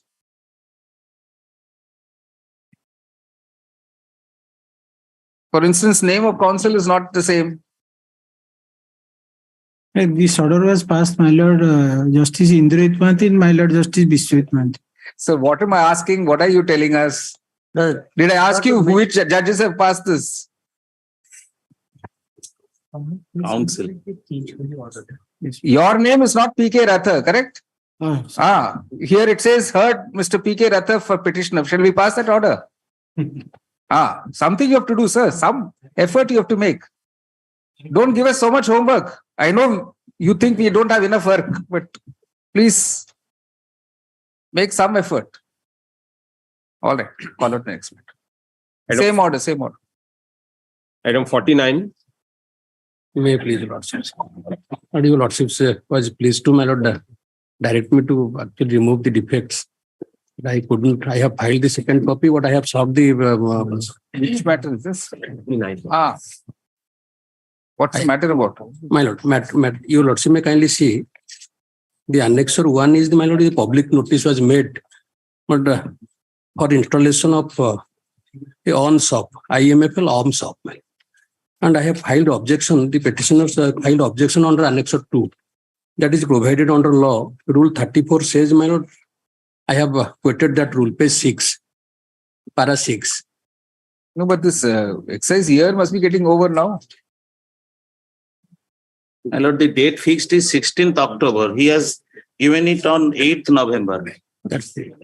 According to the Form 8 notice, you are invited by 16th November, October. The objection shall be the addressed. objection in time, sir. No, my lord, what has happened, my lord, that notice, that public notice was not known to the petitioner. No. That is not. It is. But fact remains that, my lord, it is in contravention to Rule 34. And there is a school. My lord, I have given that procedure, sir. You don't file objections in time. You can't come like this in writ petitions. But you lordship may kindly see for a moment, page 5. These are the, my lord, school, hospitals, and everything is there. Even if I will not file one objection, you lordship, but it can't be, my lord, installed therein. Because for the reason, my lord, Rule 34 specifically says what are the requirements, my lord, for file objections in time, sir. So therefore, we are not going to break that. Even if, my lord, I have, yes, if you lordship will say that I will file a representation to that effect. No. That's not the procedure at all. You have to follow the excise. My lord, you lordship may say that installation must be according to the rule. So that the rule, what's that? Rule It is 34 also says, according to the rule. This so is, no, my lord, your lordship may kindly see the rule says, I have quoted that rule, page para 6. And I have stated also what are the items, my lord, present therein. At page 5, your lordship. What are you? Are you an on-shop person or off-shop person? No. What are you? I don't have anything, my lord. Then why are you bothered? But because my student is reading in that school, my lord, and the hospital is there, everything is there. It's not the reason. these are all the things set up by the nearby vendors. Obviously. You see, the petitioner having missed the bus as far as filing the objection is concerned can't be permitted to file this petition to take on board his objection to the proposal for grant of an on-shop license. Paragraph. Counsel the petitioner then pleaded that he should be permitted to make a representation. Stop that course would obviously defeat the scheme set out under the Odisha excise rules and cannot be permitted. Consequently, the court is not persuaded to grant the relief rate for petitions dismissed. Item number 50.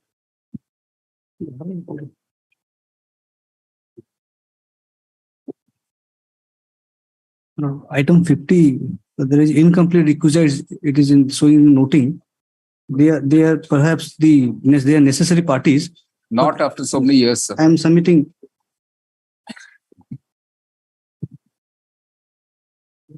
This is a matter arising out of OLR proceeding.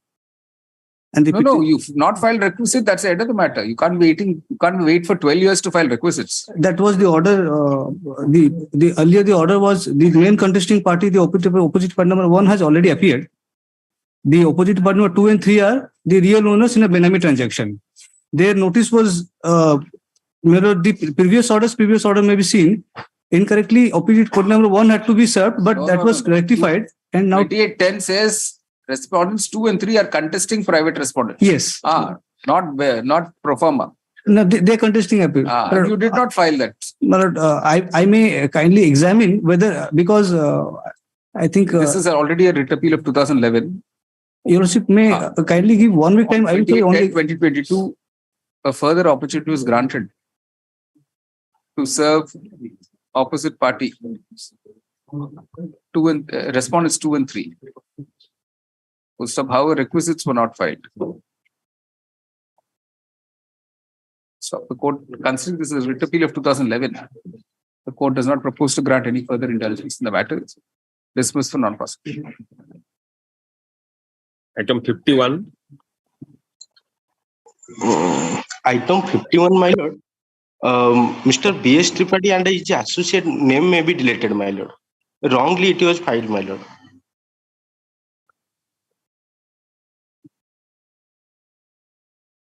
All right.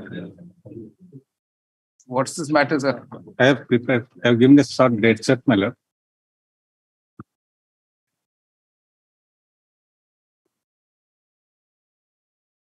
The impugn order is at page 40, my lord. Page 40, annex of 2.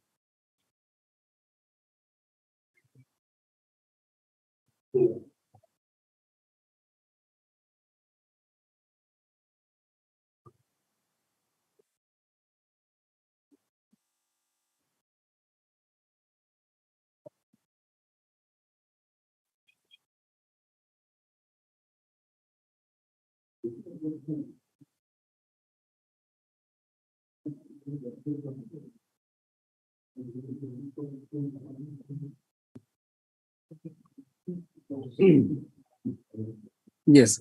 Let's me turn to page 40, annex of 2, my lord.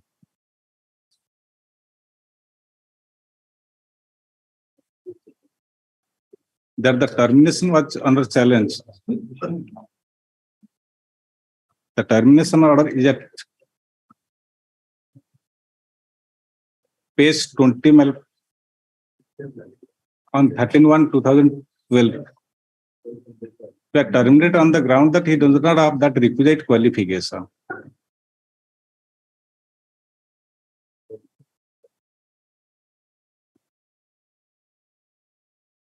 All right. Notice, you accept notice, sir?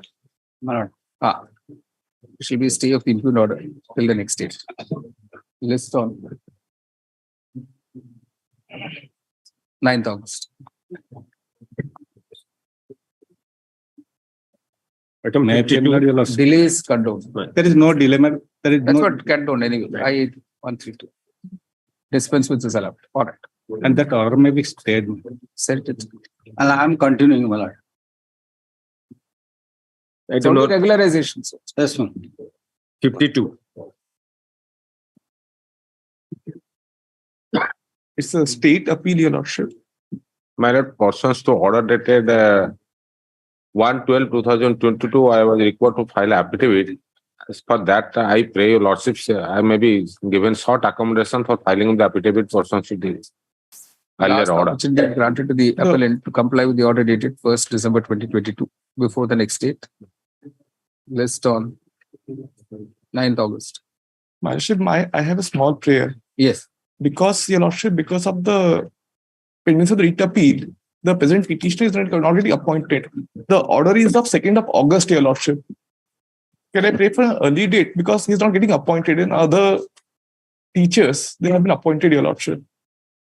The only difficulty is for more than 6 months, my lordship is out of service, your lordship. All right. List on 9th May. Take a chance. 9th May. All right. I'm grateful, your lordship. Item number 53.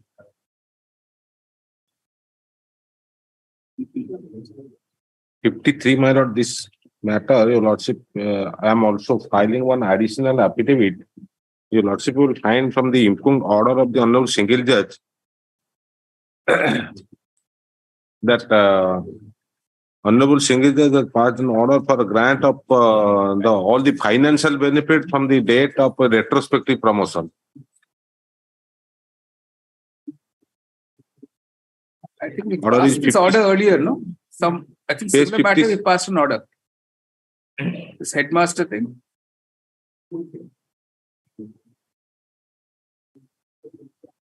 28th March 22.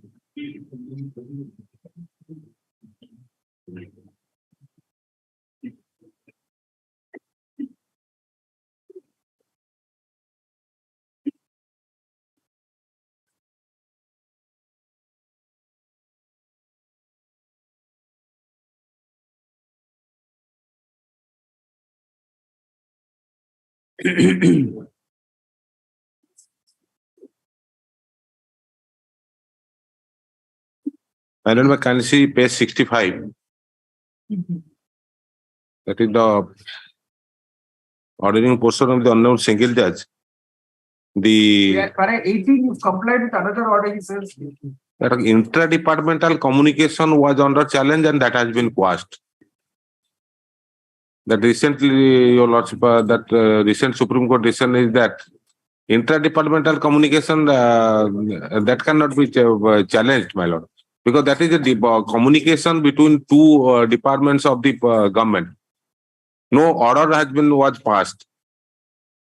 Pursuant to order of this honorable court in earlier division bench, the respondent was given promotion retrospectively from the date the juniors were promoted, and the promotional was given on notional benefit from the date of actual joining. The financial benefits have been released.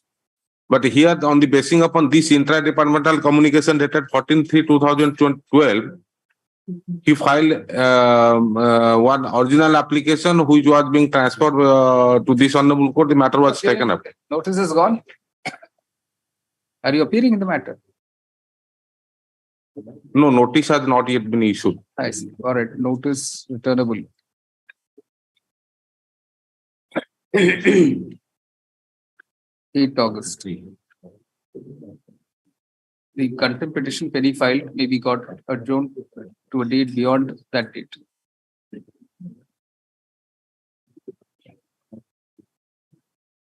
Item 54. And I filed interim application for What you said, sir, down. Yes. Item 54. Order under Annexure 1 at page 12 was assailed before this honorable court. If your lordship takes page 12, the record verification, second paragraph thereof, record verification indicates the suit land was a leasehold land. Since this is a leasehold land, the lessee cannot be treated as riot, and as such, the provisions of Section 80 of the OLR Act is not retracted. Further, Government in Revenue and Disaster Management Department dated so and so has clarified that leased out specific purposes cannot be utilized for any other purpose. This he relies upon a 2012 notification, which has since been superseded under Mallard's Annexure 6 Mallards, Annexure 7 Mallards. If your lordship takes page 47. 47 paragraph J. The committee recommended that on enactment of the amendment to the rules, the ban on conversion of agricultural land under 8A of OLR Act 60 issued by the Revenue and Disaster Management. You've been relegated to an appeal. Yes, my lord. What's wrong with that? My lord, now the law is settled. If there is no disputed questions of fact, and my lord, it's a pure question of law, writ courts will not relegate the parties. My lord, here it's in other cases, my adjacent land, the court has allowed conversion. In my case, it says that this stares at your face, which is not a fact, in fact. And the learned single judge also takes note of the fact that in other cases, the court has allowed. And we have the adjacent properties record of rights where the conversion has been allowed.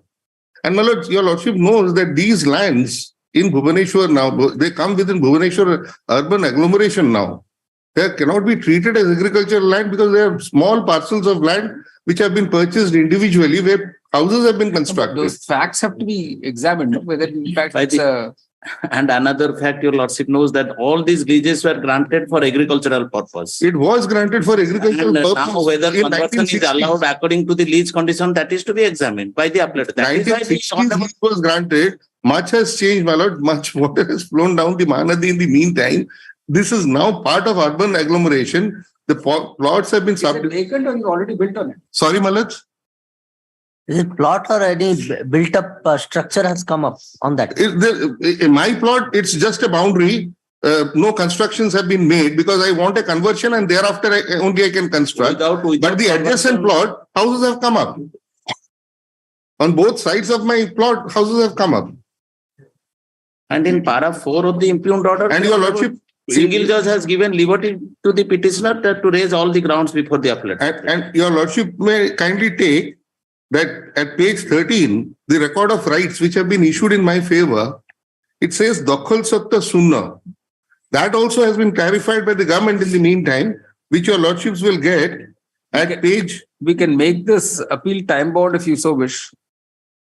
My lords, the appellate authority difficulty is that it's with the administrative officer. The administrative officer is so tied down with administrative work that appellate hearings do not take place. If there is a That's a malady, my lords, which all the people are facing in Bhubaneswar, wherever they have been relegated to appeal or revision.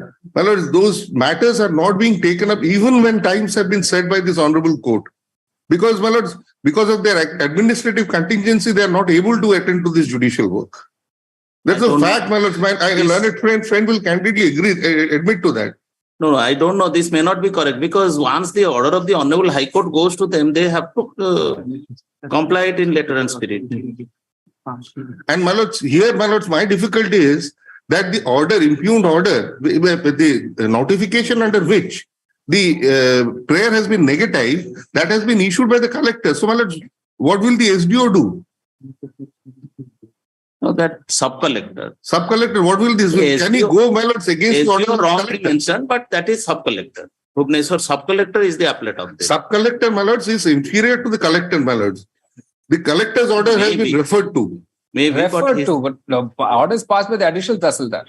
Tahsildar, my lords, but next, my lords, appellate authority will be the sub-collector, and the sub-collector is subordinate to the collector whose order has been referred to while rejecting my prayer. Yeah, that's not the ground for. Because that's the hierarchy of officers who have to deal with the appeal. It is in judicial. My lords, this is a case, my lords, where there are no disputed questions of fact. We don't know that. My lord, there is no dispute, my lords. I admit it's an agricultural land. I have applied for conversion. He says conversion cannot be allowed in view of this notification. That notification stands superseded by a subsequent notification. That is that which he has not taken note of. That is my contention for your lordship's consideration. Once the notification is superseded, Additional Tahsildar, that's the only thing to do. Pardon me. Send it back to the additional Tahsildar to re-examine that. the lordship may do that, my lords. Let him consider in view of the subsequent Additional notification. Tahsildar. Reconsider the matter. Yes, that can. All right. It is pointed out that the impugned order by which the single judge has disposed of the appellant's writ petition civil 12765/2020, relegating the appellant to the remedy of an appeal, statutory appeal, under Section 58 of the OLR Act, fails to acknowledge that the issue was only a question of law with no disputed facts, particularly since the additional Tahsildar had failed to take into account the subsequent notifications and circulars issued by the government of Orissa itself. The paragraph, having heard learned counsel of the parties, the court is of the view that the petitioner should be permitted to place all the relevant documents and circulars again before the additional Tahsildar to enable him to relook at the matter. Paragraph. In that matter, the impugned order of the single judge as well as the order dated 22nd October 2016 of the additional Tahsildar Bhubaneswar are set aside, and the matter is directed to be placed once again before the additional Tahsildar Bhubaneswar on 17th April 2023, on which date the petitioner appellant will appear along with all the relevant circulars, documents, and a note of submissions.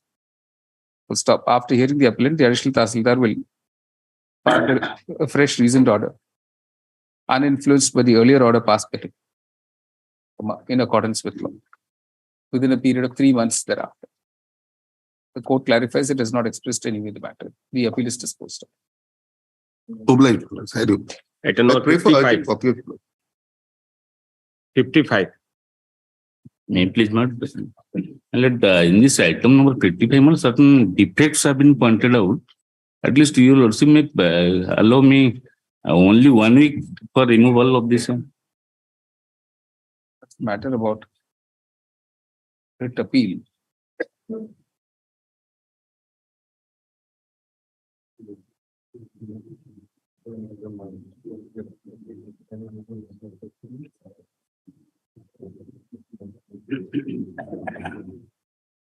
The Honorable Single Judge has discussed all the materials that he is not entitled for the certificate in question. That entitlement is on notice.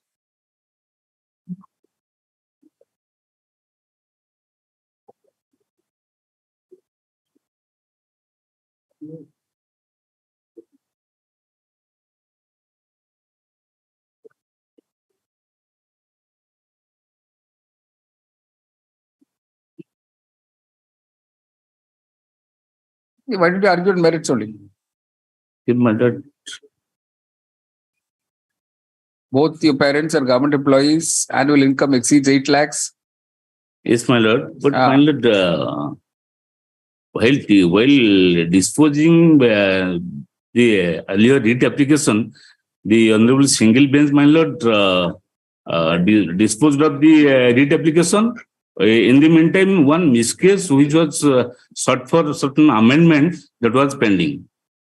But after that, after disposal of that writ petition, when I brought to the notice of Learned Single Judge, then the order was first as for the that is under Annex 2, my lord. Basically, the rejection order was impugned before the Honorable Single Judge. And that I have impugned. That I have impugned under Annex 1 also. And the Honorable Single Judge has discussed that on merit he has no claim to get the certificate because both his parents are. Here, my lord, this Siddharth Sain case, my lord, by Gujarat High Court, my lord, as well as Indra Sahani case, the ratio decided even if the income is more than 8 lakhs, if the post they are rendering in government or central government, it is class 3, then it shall be considered as an exclusion.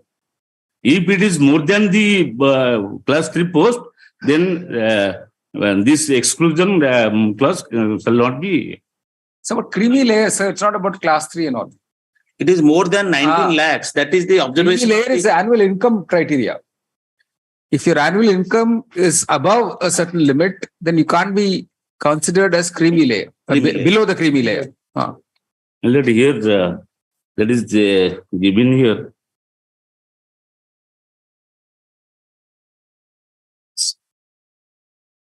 Page 20 last. That has been decided in the Siddharth Sain as well as in Indra Sahani case, my lord. In also, further on, my lord, in our High Court, the decision is also there. No. What is your point? Factually, your parents earn more than or less than 19 lakhs? Yes, I may be more than 19 lakhs, but here the law provided if the post is class 3 post, but the service category shall not be included. Service category shall not be included. What does that mean? I don't even understand. What is service category? Service, if the parents are in service, in class 3 post, in that case, income shall not be included. Which one? Where is that? Para 6 of the impugned order. There is a discussion to this.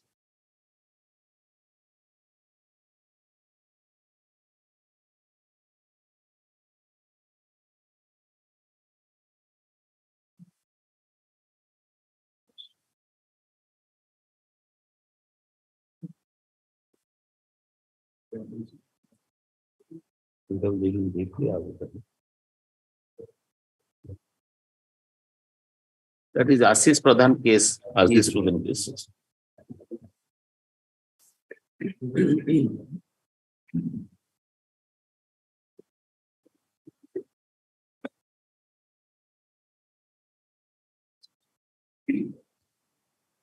That's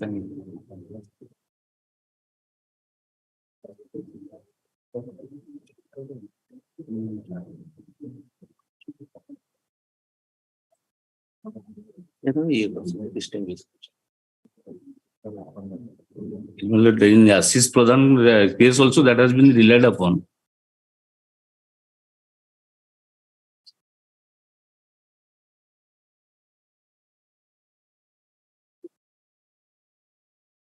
Para 7.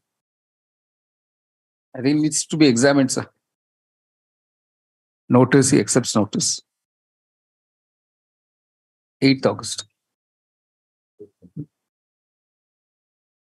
Item 56. May I please, your lordships? I have been engaged today only. I am filing the Wakaratnama. Tell us, tell us.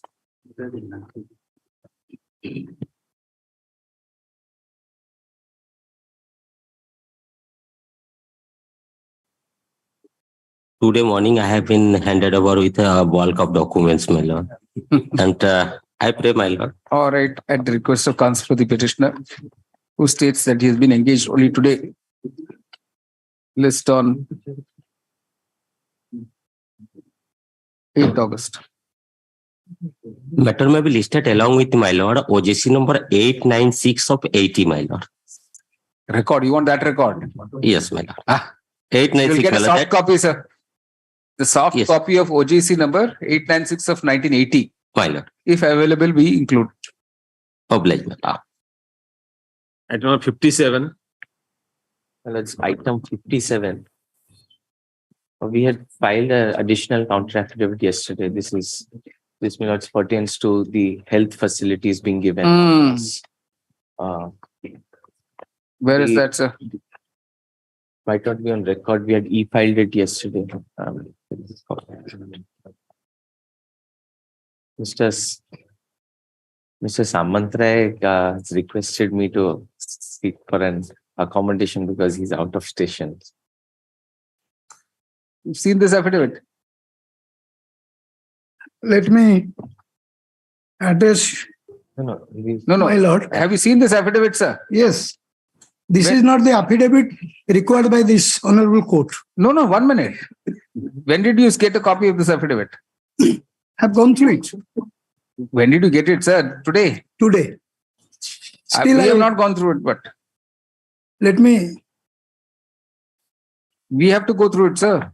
Sir, your last order, para 3, now the government has full facts before it. There should be no delay on its part in taking corrective measures.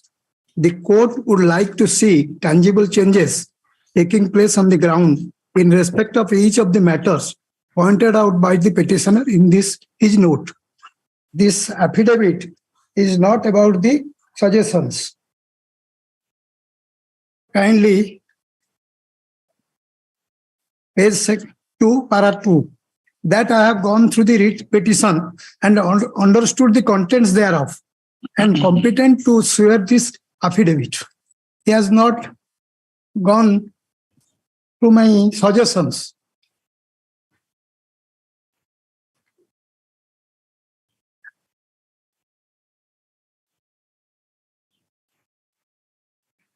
I'm sorry to say, again they are playing hide and seek with this people and the honorable court's order.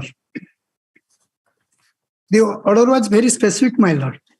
Para 4 of that order was an affidavit be filed by the additional chief secretary health, specially dealing with each of the suggestions given by the petitioner in his note and indicating the precise action. Where is this additional chief secretary's health affidavit? And this affidavit is given by same Dinabandhu Ponda. Special Secretary Medical Services, why is that? Well, it's the additional chief secretary might have authorized. It's the special secretary. He's also very. Don't you? No, well, we'll take a very serious view of these matters. I'm sorry. Don't be so casual. We're going to take a very, very serious view of these matters. Are you trying to suggest that this order is not understandable? No, are you suggesting that you cannot understand our order? No, we have understood. It's then very clear. The order. You asked him to remain virtually present at 2 o'clock. Please. Just give this affidavit back. Just give this back. Ask the additional chief secretary health to remain in virtual mode at 2 o'clock today. Enough is enough. Yes. Item number 58. Item 58, my lord, say PIL, state is to file counter, my lord. My lord, so far as this matter is concerned, what has happened, my lord? Yes. This counter affidavit is with me, all the instructions. My lord, what has happened, my lord? For a particular piece of land, there is a rival claim between two private parties. And the record of right stands in the, according to us, the record of right, both are sent by the collector, are in favor of the opposite part number 7 and 8, who are the beneficiaries. And he claims that by application of irregularities, fraud, etc., and those private parties are before your lordship, and he claims that these are originally the Jagannath Mahaprabhu's land, and thereafter it is not properly recorded. So what I suggest, pray before your lordship, that these record of rights are already prepared in their favor, and unless those are unsettled, this title cannot be reverted back to anybody. Either your lordship may direct them to challenge this record of right in due process of law, or if your lordship say, then I can file a proper affidavit. Kindly give me 10 days time, last chance. Or I am giving the affidavit, potta copy, record of right copy of both the plots. And he is also there for law. Or your lordship may, since he is raising a very serious issue, your lordship may direct the collector to inquire about the matter after hearing all the parties and submit a report before your lordship. All right. The present petition. Who's appearing for opposite parties 1 to 6? No, 1 to 6, all government. All government. OP number 4, temple administration. Temple administration, he is appearing. 7 and 8 are private parties, and one counter affidavit is also filed by OP number 7. I don't know whether who's appearing. Because then that will become a big issue. OP number 7 is filed a counter. Yes, my lord, that is there with me in my 7 and 8. Charu Patnaik, 7 and 8, both. Correct.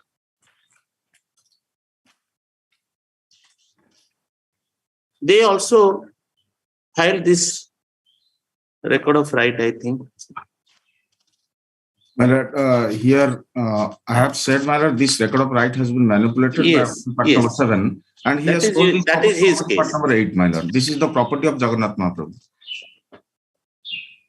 But how do you get it's a registered sale deed, sir? They have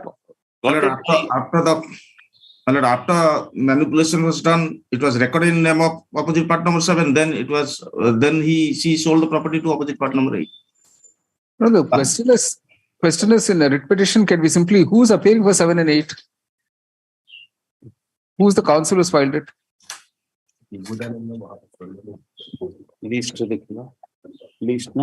Let's pass it over once. Let's not just send for the.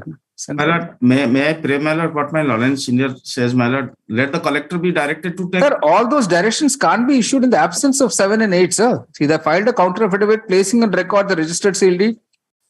They have filed the registered sale deed, basing on which mutation was effected and potta was record of right was issued in their favor.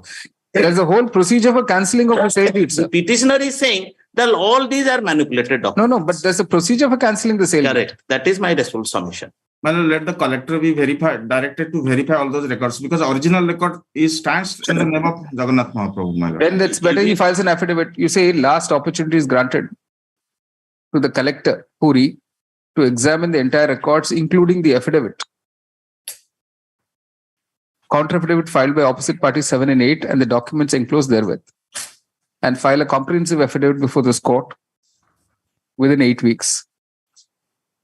List on 8th August. Item number 59.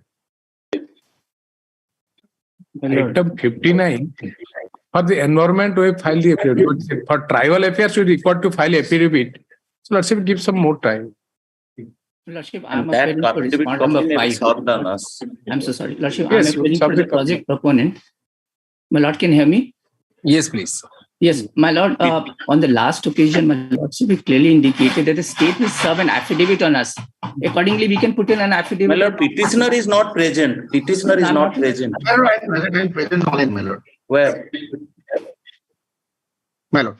All right. Yes. You say counsel for appearing for the Ministry of Tribal Affairs, Union of India. It's OP number 2. Like OP number 2 seeks and is granted 8 weeks time to file his counter affidavit. What about the state governments? We have filed, collector has filed. I think copy had to be served on copy of the counter affidavit filed by the state government be served on the counsel appearing for opposite party number 5. Lordship, both state and center. Lordship, center is also. Yeah. Both. Copies of the affidavits of both the central government and of OP number 2 and the state government be served on counsel for OP number 5, who is permitted to file a response thereto. The petitioner is also permitted to file a rejoinder to all affidavits before the next date. List on 14th August. I'm so grateful. Item number 60. No instruction. Okay, no instructions dismissed. Item 61. 61 needs some more time. No, 61, the petitioner, my lord, is under liquidation as a going concern. Oh, at this stage. All right. There's already NCLT Delhi's order. The NCLT. May I just pass on that order? Yes. Just flag mark the relevant portions, page 6. Flag mark the relevant portions. All right. Paragraph order dated 27th May 2022 in CP bracket IB 731 bracket PB oblique 2018 passed by the NCLT has been placed before this court. Full stop. The petitioner concern has been declared. No, the liquidation of the petitioner concern as a going concern has been ordered with certain conditions. Paragraph. In that view of the matter, the present petition is disposed of with liberty to the parties to go before the NCLT and seek appropriate directions in accordance with law. Obligement. Item number 62. Your Lordship, the challenge in this present petition was also under the VAT Act as well as under the Entry Tax Act. Your Lordship, in the VAT Act was pleased to set aside and quash the circular which was under challenge. Subsequently, while pendency of the writ petition before this Honorable Court, the order of assessment was passed under the Central Sales Tax Act, which is the for the present period. And since it was for non-submission of C forms, so no penalty was levied. The issue was relating to levy of penalty at a higher rate of percent after the amendment to the OVAT Act. So when the issue is already decided by the Learned Assessing Authority by not levying any penalty due to non-submission of C forms, so I don't have any further grievance. All right. The petitioner states that petitioner has no further grievance left to be examined by this court. The petition is disposed of. In view of this, I'm just submitting. All right. In view of the subsequent developments also. Yes.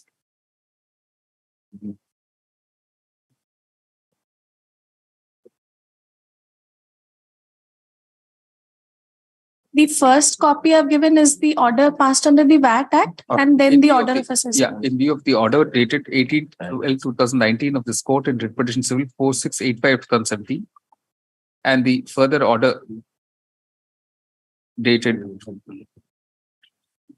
30th January 2018 by the sales tax officer, Burgard Circle, Burgard.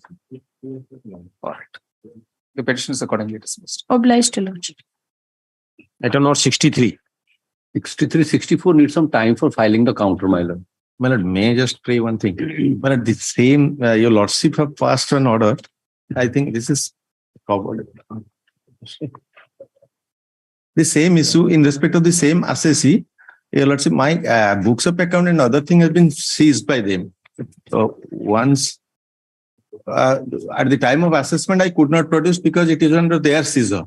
Now for the other period, your lordship have set aside it and relegated me to the assessing officer, and the assessment has been completed. Here also no notice and expired assessment has been done.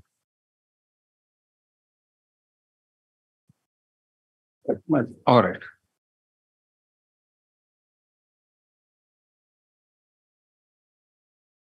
Same order can be passed? Its period is different and order is different. Date is different. I think we'll make those changes. My lord, I will. I'll say more. What is the date in which those dates can be changed?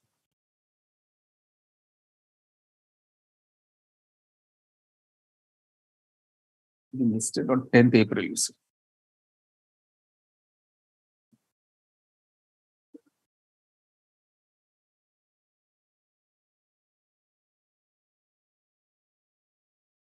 All right. 63 and 64. 63, 64. Right. 63 and 64 both are. Right. Item 65. Your Lordship, in 65, we have received the counter affidavit recently. We'll file a rejoinder. Kindly grant us 3 weeks' time.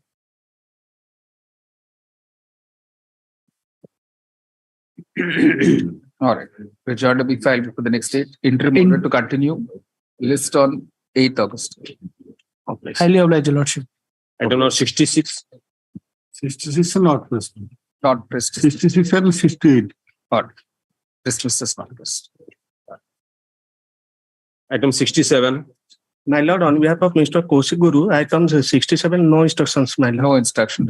Obliged, my lord. Item 69. 69, my lord, I am the petitioner in the second sub-item, my lord. Here, state has not filed counter, my lord, but in the similar matter, state has filed counter and I filed rejoinder also. Kindly taken up along with that, my lord. That has not been fixed and that writ petition. Along with WBC 16247 of 2021, my lord. Okay. List along with 16427. 16247. 247 of 2021 on 8th August. All right. This first matter also. My both are. All right. All right. Item number 70. Permit me on VC, your lordship. Yes. Your lordship, on behalf of Senior Advocate N.K. Mishra, I kindly seek for a passover, your lordship. He is on his legs in another court. All right. Much obliged. Item 71. Your Lordship, in this matter, there have been subsequent developments between the parties. Your Lordship may kindly grant 2 weeks' time so that we can get instruction. Okay. At the request of counsel for the appellant, list on 14th August. All right. Highly obliged, Lordship. Item 72. My lords, item 72, 73, and 74 I pray for after lunch, my lords. All right. Item 75.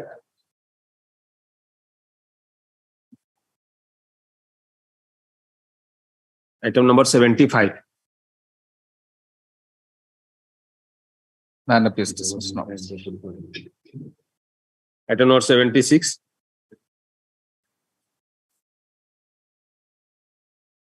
None appears dismissed. Item number 77. The appeal has been filed by the respondent bank. So,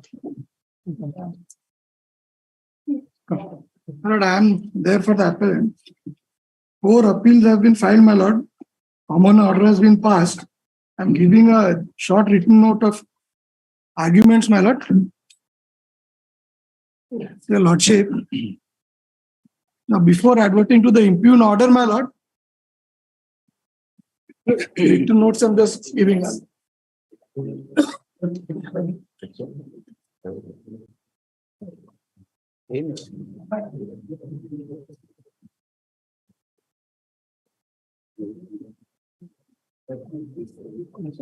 But here I filed a day chart and list of citations also. Before going to the impugn judgment, dated 6/2/2020 of the net single judge, there are certain things I want to show your lordship. Your lordship may kindly see that the respondent was engaged as a daily wage worker of the Kolar branch of UCO Bank since 1/10/87. Thereafter, the respondent was regularized by letter dated so-and-so dated 24/1/2005, issued by the regional office Bhubaneswar and posted as a peon at Kolar branch from 1/10/2004 with conditions that no benefits can be claimed for period he worked on casual basis. That is at page 44, my lord. Thereafter, the respondent made a representation on 19/8/2013 to the General Manager, Personal Services Department at Calcutta, seeking a regularization from anterior date of 1/4/90 with payment of arrear salary seniority, though he was regularized from 2005. My lord, when no action was taken, he filed a writ petition number 1987 of 2014 before Honorable Single Judge, seeking the reliefs of regulation from anterior date with payment of arrear salary, which was allowed by the judgment, my lord. Now, before that, my lord, I wanted to show your lordship certain documents before going to the impugn order. My lord may kindly see, first is representation at page 32.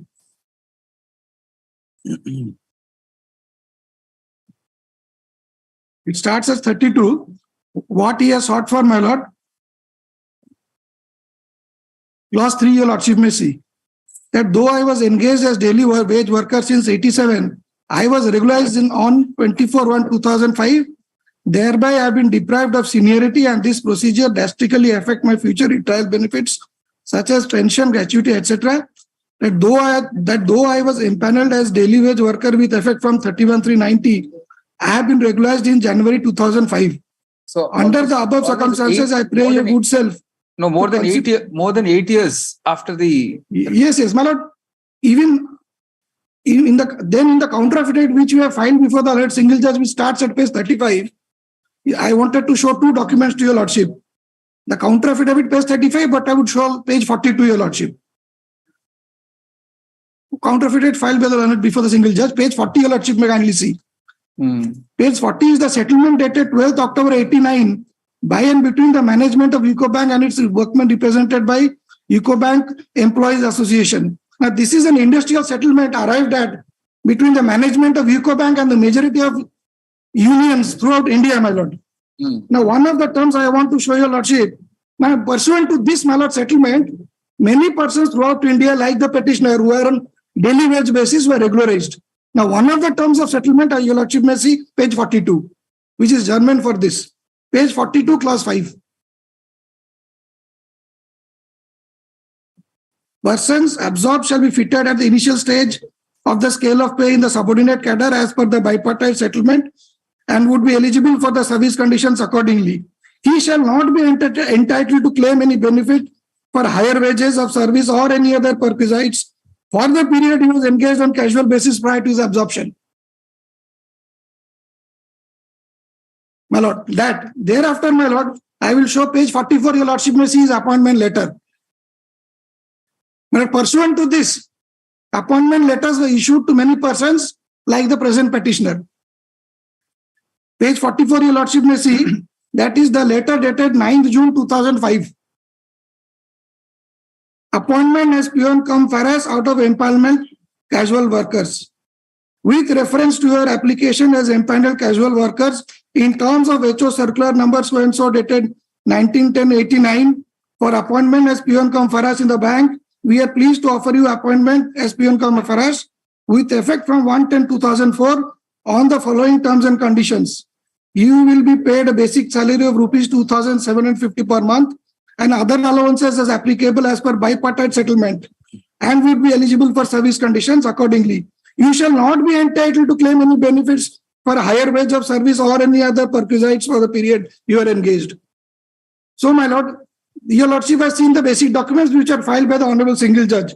Then I will lead your lordship to the judgment passed before the Honorable Single Judge. It starts at page 70. Now, what found favor with the Honorable Civil Judge? To allow the writ application. Yes. 71, your lordship, it is there. Yes. Second para, I lead, my lord. These are 4 cases involving similarly situated persons with almost same setup of pleading and prayer, also therein relying on common circulars involving the common opposite parties. The short background involving the case that petitioner were engaged by the opposite parties bank on such and such dates respectively, but however, on daily rate basis. All the persons appear to have been subsequently engaged in terms of bank head office personal service department circular dated 31/3/90 at the rate of rupees 43, which was subsequently increased to rupees 63 per day, then rupees 80 per day with effect from 1985. Again, the wages of the petitioners appear to have increased to rupees 89 from 111.96. In the year 16/2002, bank further increased the wage of the petitioners to rupees 136 per day. It is in the meantime pursuant to decision taken on the regional office in the year 2005 bank decided to regularize the services of the petitioners in the first writ petition on 1/10/2004 after completion of 27 years of engagement. Similarly, the petitioner in the second case was regularized on 1/4/2004 after 18 years of ad hoc service. Petitioner involving the third application was regularized on 1/4/2004 but after completing 18 years of ad hoc service. Petitioner involving the fourth writ petition was regularized on 17/6/2003, that is almost after 18 years of service. There is no denial to the fact that all other persons have been regularized and continuing in service as regular employees. Writ petition involves direction for release of arrears dues at the rate paid to the regular employees from the date of empanelment after adjusting wages paid to each of them during that tenure of continuance, also to calculate the entire period of service for the purpose of pension as well as gratuity.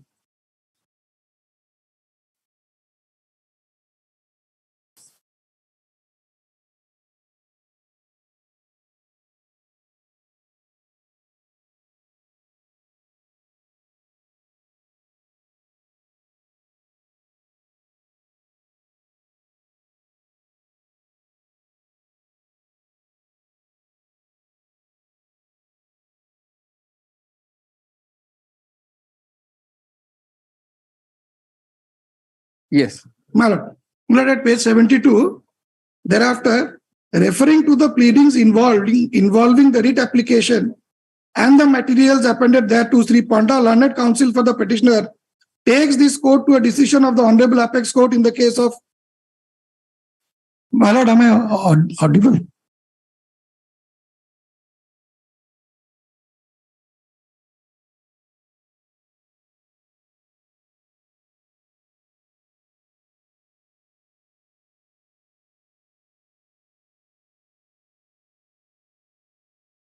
Thereafter, in paragraph 2 of page 72, referring to the pleadings involving the writ application and the materials appended thereto, Sri Panda, learned counsel appearing for the petitioner, taking this court to a decision of the Honorable Apex Court in the case of direct recruit class 2 engineering officers association and others versus State of Maharashtra and others, reported in AR 1990 Supreme Court 1607, and another decision of Honorable Apex Court in the case of Netram Sahu versus State of Chhattisgarh and another involving civil appeal number 1254 of 18 reported in 2018 1 CLRSC 969, sought for applying the ratio decided therein to the case at hand and thus allowing both the writ petitions.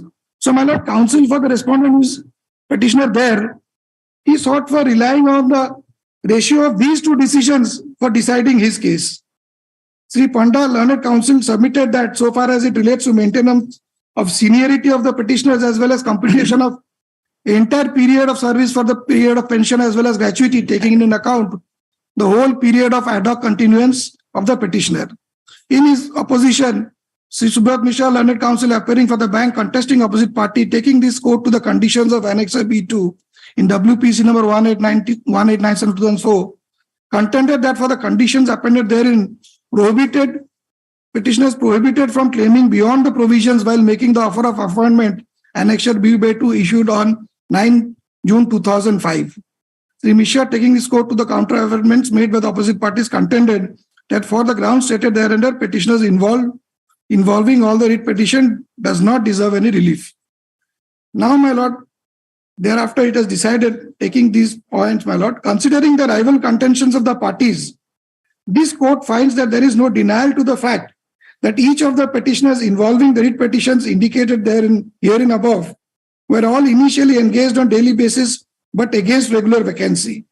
For reason best known to the employer, all these petitions have already been regularized on their impaneled by the bank authority in between 2003 and 4.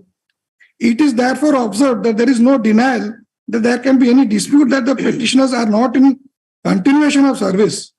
Further, there is no adverse report involving the petitioners as of now. It is at this stage, looking to the prayer and understanding for consideration and the position of law settled by the Apex Court, this court finds in the decision of AR 1950, my lord, he has quoted certain paragraphs of that decision. And similarly, in the case of Netram Sahu versus State of Chhattisgarh, that has also been quoted. Now, thereafter, at page 76, the learned single judge, relying on decisions, taking into consideration the settled position of law through both the above judgments, this court finds the judgment referred to herein above have direct application to the case of the petitioner at hand. In the result, this court disposing the writ petition directing the opposite parties to take the whole period of service rendered by each of the petitioners, treating the petitioners to have continuing all through for purposes of promotion, for the purposes of counting a period of service for entitlement of petition as well as gratuity. So my humble submission first is, my lord, your lordship, the learned single judge has ignored the settlement, the appointment letter and the circular where it has been prescribed that you cannot, these are the conditions of service by which you will be empaneled. And it was an industrial settlement which was binding throughout India. Now he cannot now cherry pick the settlement and say that these are the conditions of service which are in my benefit. So I will take them. And these are the conditions of service which are not in my favor. And after 8 years of taking those benefits, we will turn around and approach this honorable court to get relief. That is my first submission. Second submission, my lord, the decisions, the ratio of the decisions of the two judgments relied by the honorable single judge are not applicable to the facts of the case. Direct recruits case and Netram Saw I have filed, my lord.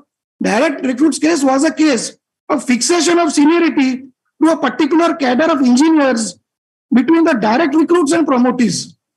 So the ratio and the law laid down by that decision has no applicable to the facts of this case. Now the second case of Netram Saw, that was a case, my lord, where a person who was working on an ad hoc basis and was later regularized.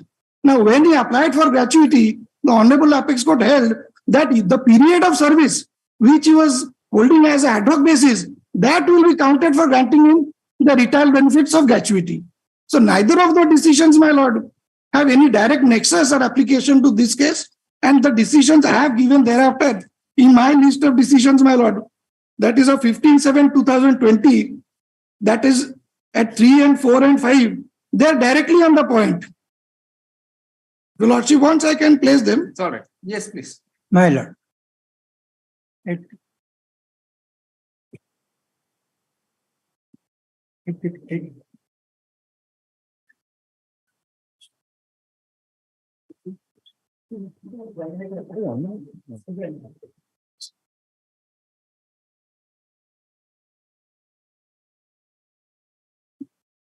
I don't have some date checks regarding this history of the case. Second is the agreement which they are citing in their letter of appointment. They have not cited the true copy of the agreement entered into by bank workmen and the management. I have given a copy of that. According to that agreement, according to the agreement, this very agreement is unlawful and cannot be implemented. How can you now contend this, sir? No, this is some new point you're now starting up. No, it's a question of law. No, it's not a question of law. Sorry. A challenge to an agreement of 1989 raised for the first time in a writ appeal while you're a respondent. Where's the question? In the writ petition, did you raise this challenge? No, let it be a matter remitted back to the writ proceeding. You never challenged this before. This is a 2014 writ petition you filed. Yes. You never challenged this agreement? No, that was it's a question of law. They have to not a question of law, sir. Sorry, you're sadly mistaken. No, it's not a question of law. No, as per the Supreme Court decisions, this very agreement cannot be sustained. So you have to raise such a point in the writ petition. You not raised it. Two laws are involved. Is it here? No, sir. Two laws are involved. One is Contract Act, another is Gratuity Act. Gratuity Act clearly says on Section 2A that all the service periods up to before regularization. So this settlement is binding on you. No, it is not binding on me. That's what you can argue whichever. No, you argue, sir. No problem. You argue. Kind sir, the Supreme Court decisions. All right. That I'm citing. Okay. How it is unlawful. All right.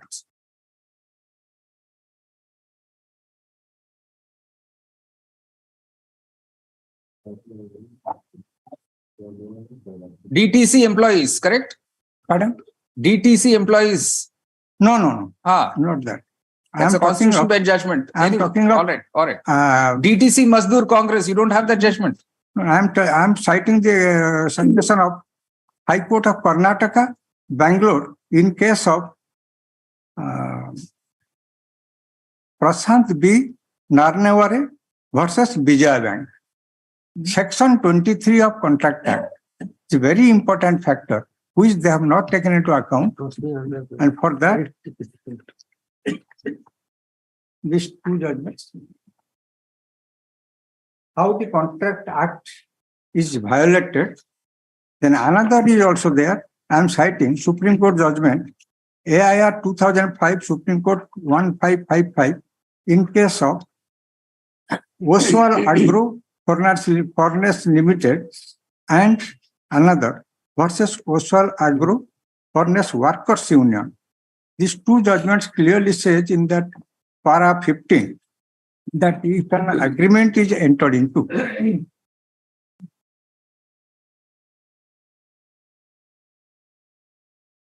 out of this. Out any.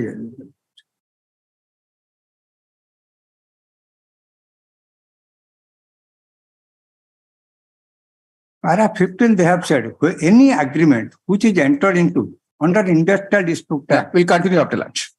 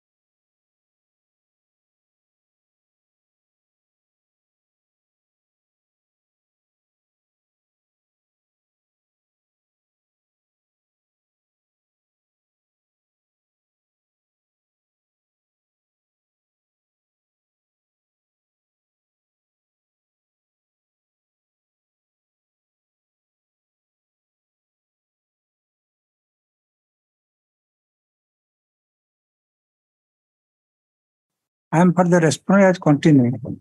Only my sincere prayer is, as my brother's wife suddenly met an accident, is so to hospitalized.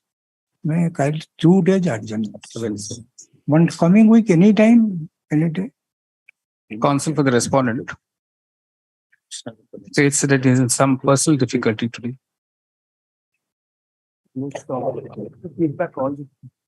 May I pray any day next week, my lord, convenient to your lordship? Lord, I'm sorry to disrupt the board. Lord, in one of the matters, part of the hearing is going on in another court. So the 72, 73, 74, 3 passed over items. If your lordships can accommodate me for this week. All right. In the meantime, we will deposit whatever the dues are there that your lordships may mention, may not also, but otherwise also we'll do it. Can be taken up any day, week after. When we call it out, I'll ask my associate. Correct. Deeply. Milord, I also have a request in item 82. 1 minute, sir. 1 minute, sir. Just a minute. List on.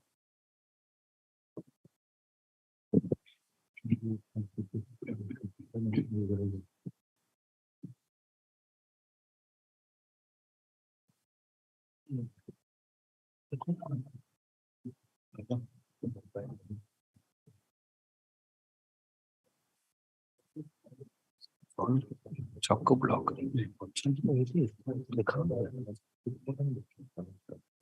12th April. Great look.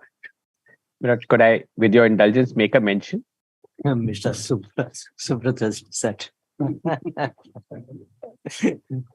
Milord, am I audible? Yes, Mr. J. Yes. Milord, only one request similar. I'm in item 82. My part heard matter is on.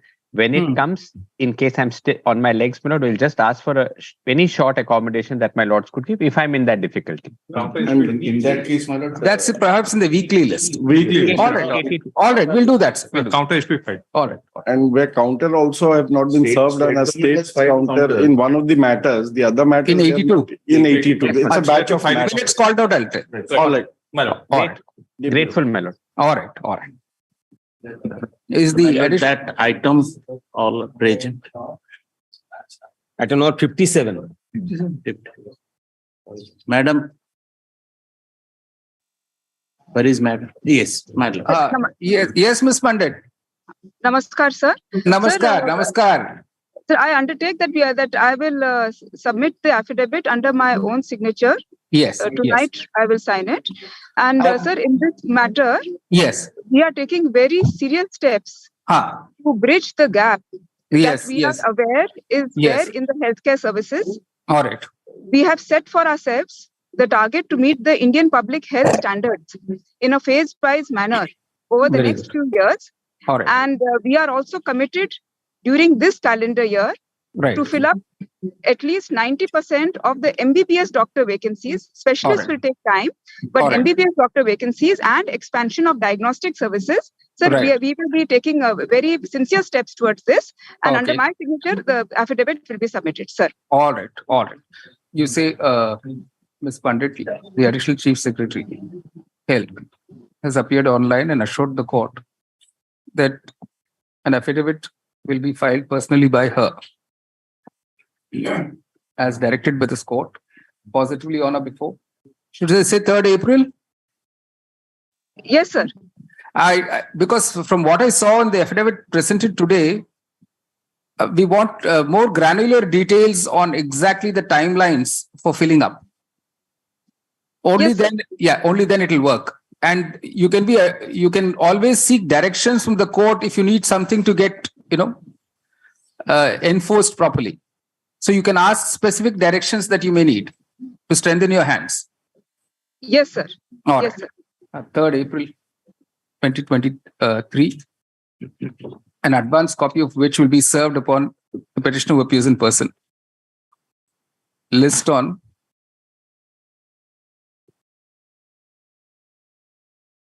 12th April. 12th April. We'll call it in 12th April.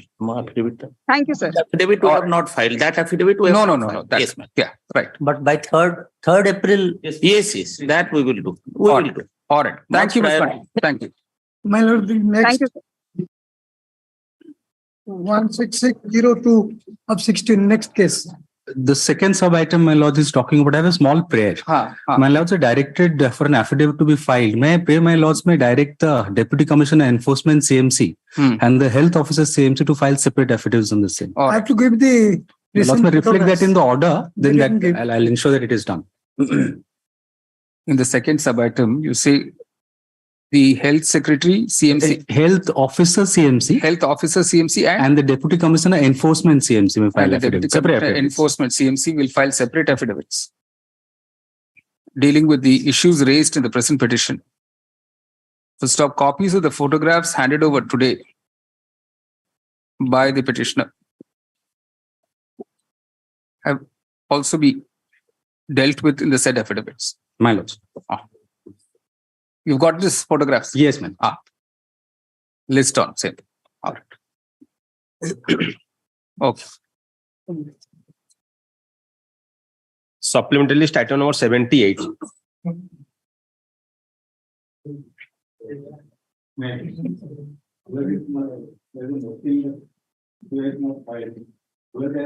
Mike.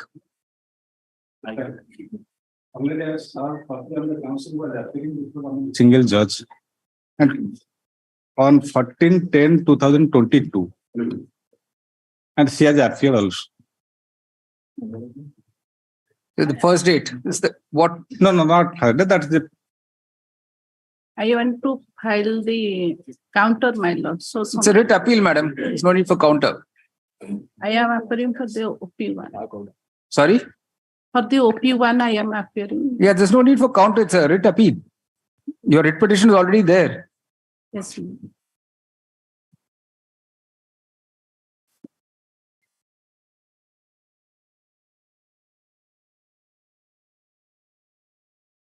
Some more time.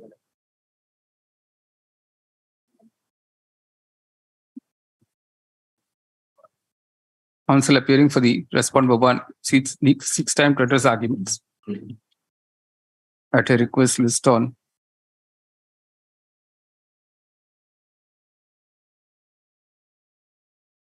5th September. Interim order to continue. Item 79. My Lord, Your Lordship, turn to page 18, the impugn order. Dear Lordship has issued notice. They have appeared. This is the first day disposal, my Lord. So we can, the counsel of the parties have been heard, as much as the impugn order has been passed on the very first date of hearing, without any opportunity to the appellant state to file a reply. It is hereby set aside, and the writ petition civil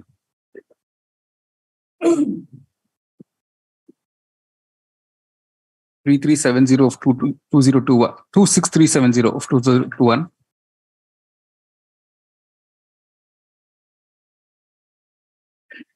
is remanded to the roster bench of the learned single judge, where it will be listed on 8th May 2023. The appellant state will file its paravis reply to the said writ petition on or before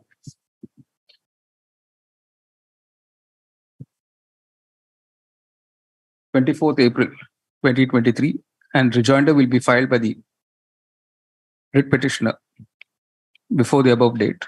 No further time will be granted for that purpose.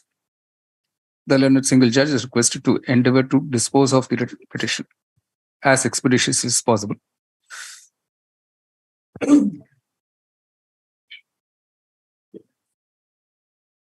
Was there any interim order in the writ petition? Yes, no. My Lord, Your Lordship has granted the interim order. No. That's not interim order, that final disposal. That matter was finally disposed on the first day. Judge. All right. Directing to give him promotion. All right. Then there's no interim order. Right. That's it. The writ appeal is disposed of the above terms. Right. Item number 80. Your Lordship, turn to page 52. This is also same day. Right. Same order? Well, same order. Before that, if your Lordship will permit, only 2 lines I'll say. Your Lordship may kindly see the paragraph 3 of that order. It is agreed by the learned counsel for the parties that issue involved in this case is analogous to one such and such. That's okay, sir. My humble submission here, my Lord. Once it is agreed by the learned counsel for the parties, we all know. It is, my Lord, we all know how. I go down to your Lordship. Yes. My humble submission. Once it is agreed for by them, they cannot come for the writ appeal. There is the procedure to file the review application before the Lord. You have substantial practice in this High Court. Correct. Since my joining, I have been seeing you. All right. Same order. Same order. We can just shift the date. That one we said what? 8th May. 8th May. Before 24th. This we can say 9th May. All right. Otherwise, the other dates are still. All right. Supplementary list pastor matter item number 70.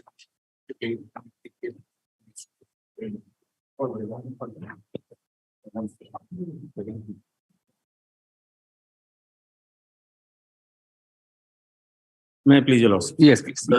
Your Lordship, on behalf of the senior advocate and commissioner, is still on his legs, Your Lordship.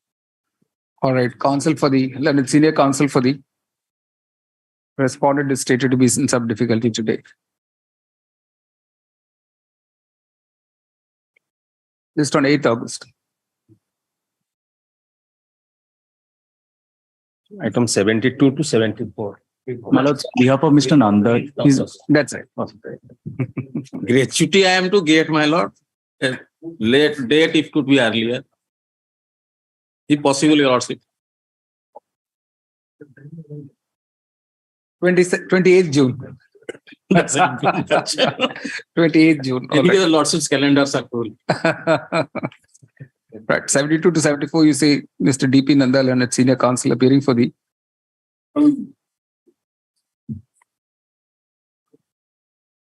petitioner. For the appellant, sorry. For that.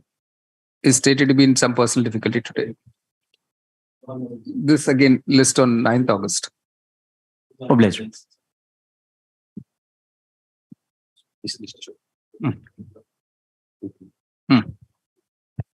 Weekly list.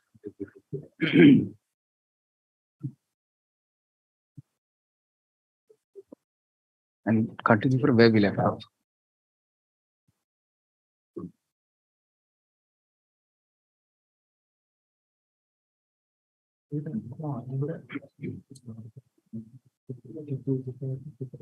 Weekly list, item number 80. May it please, Malats. Let's have instructions to appear in this matter, Malats.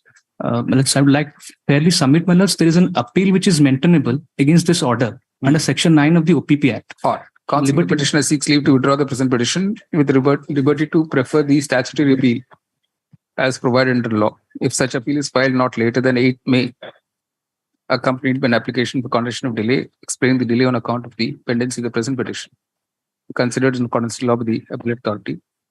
If it is accompanied by an application for interim leave, then till such time the appellate authority passes an order thereon, the interim order dated 5th November 2014 of this court will continue. The court clarifies it is not expressed anywhere in the matter. Obliged. Item 81. None appears dismissed. Item 82. This is the matter. Yeah. So counter had to be filed by whom? By the State has filed. We'll solve the counter. It is stated that this counter affidavit has now been filed by the respondent state. Rejoinder be filed before the next date. Interim orders. To continue. List in the regular list of matters on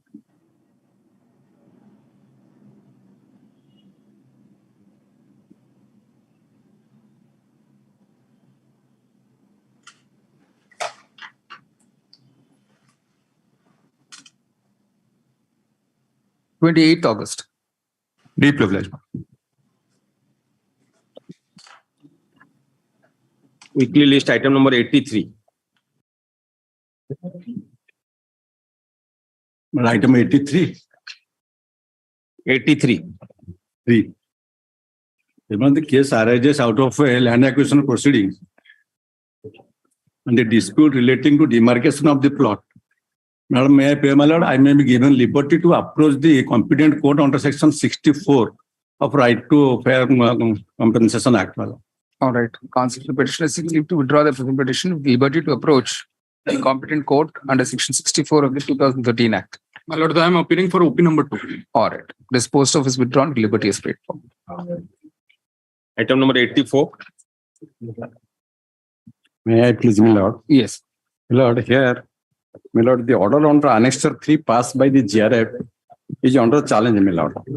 That is as page 33, 36, my lord. My lord, the dispute involved is with regard to payment of transformer loss, my lord, and my lord, that meter rent and ODP, overall penalty, my lord.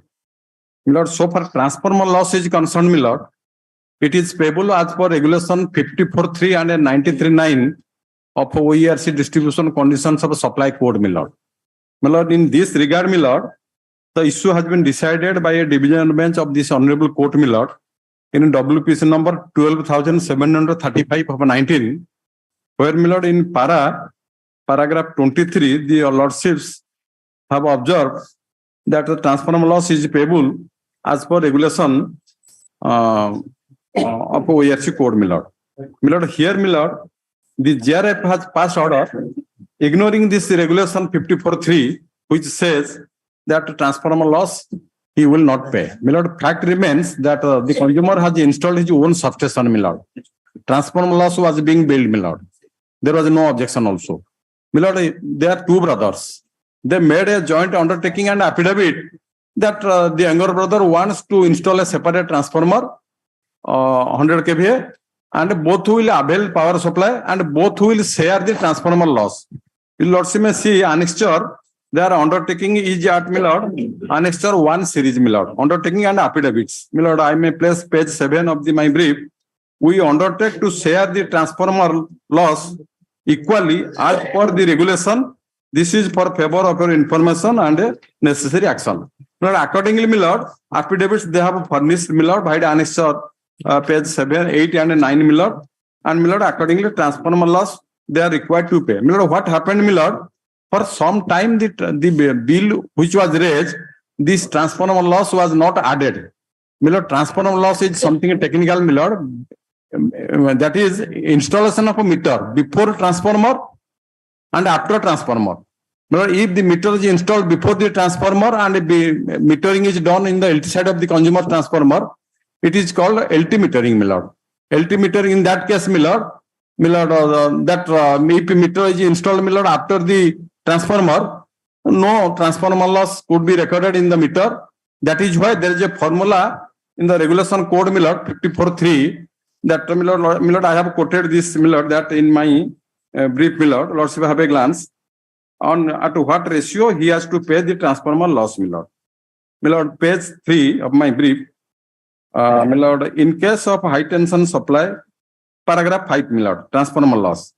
If HT metering set cannot be readily provided and installed, LT metering set shall be provided and connected to the LT side of the consumer's transformer. To the reading of such metering set will be added the average losses in the transformers calculated as below. My lord, in this ratio, my lord, they are required to pay 73 units towards transformer loss in addition to the energy consumed as recorded in the energy meter, my lord.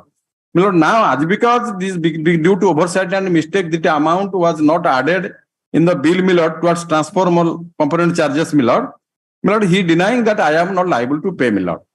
Because, my lord, the honorable, my lord, while admitting the notice, my lord, issuing notice, the honorable single judge, my lord, has passed interim order that I have made out a case, my lord, interim order dated 5/12/2017, my lord. Lord's may interim order was passed on this issue with regard to the provision of 54.3 and 93.9, whether the transformer component is payable or not, my lord. My lord, this decision also, a division bench of this honorable court, I am giving a copy, my lord, to your lordship, my lord. My lord, it has been observed, and finally, the view has been expressed in paragraph 23, my lord, lordship may see.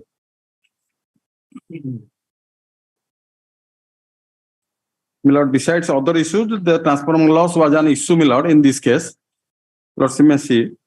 In this regard, we may refer to 54.3, my lord, paragraph 23 may I place, my lord.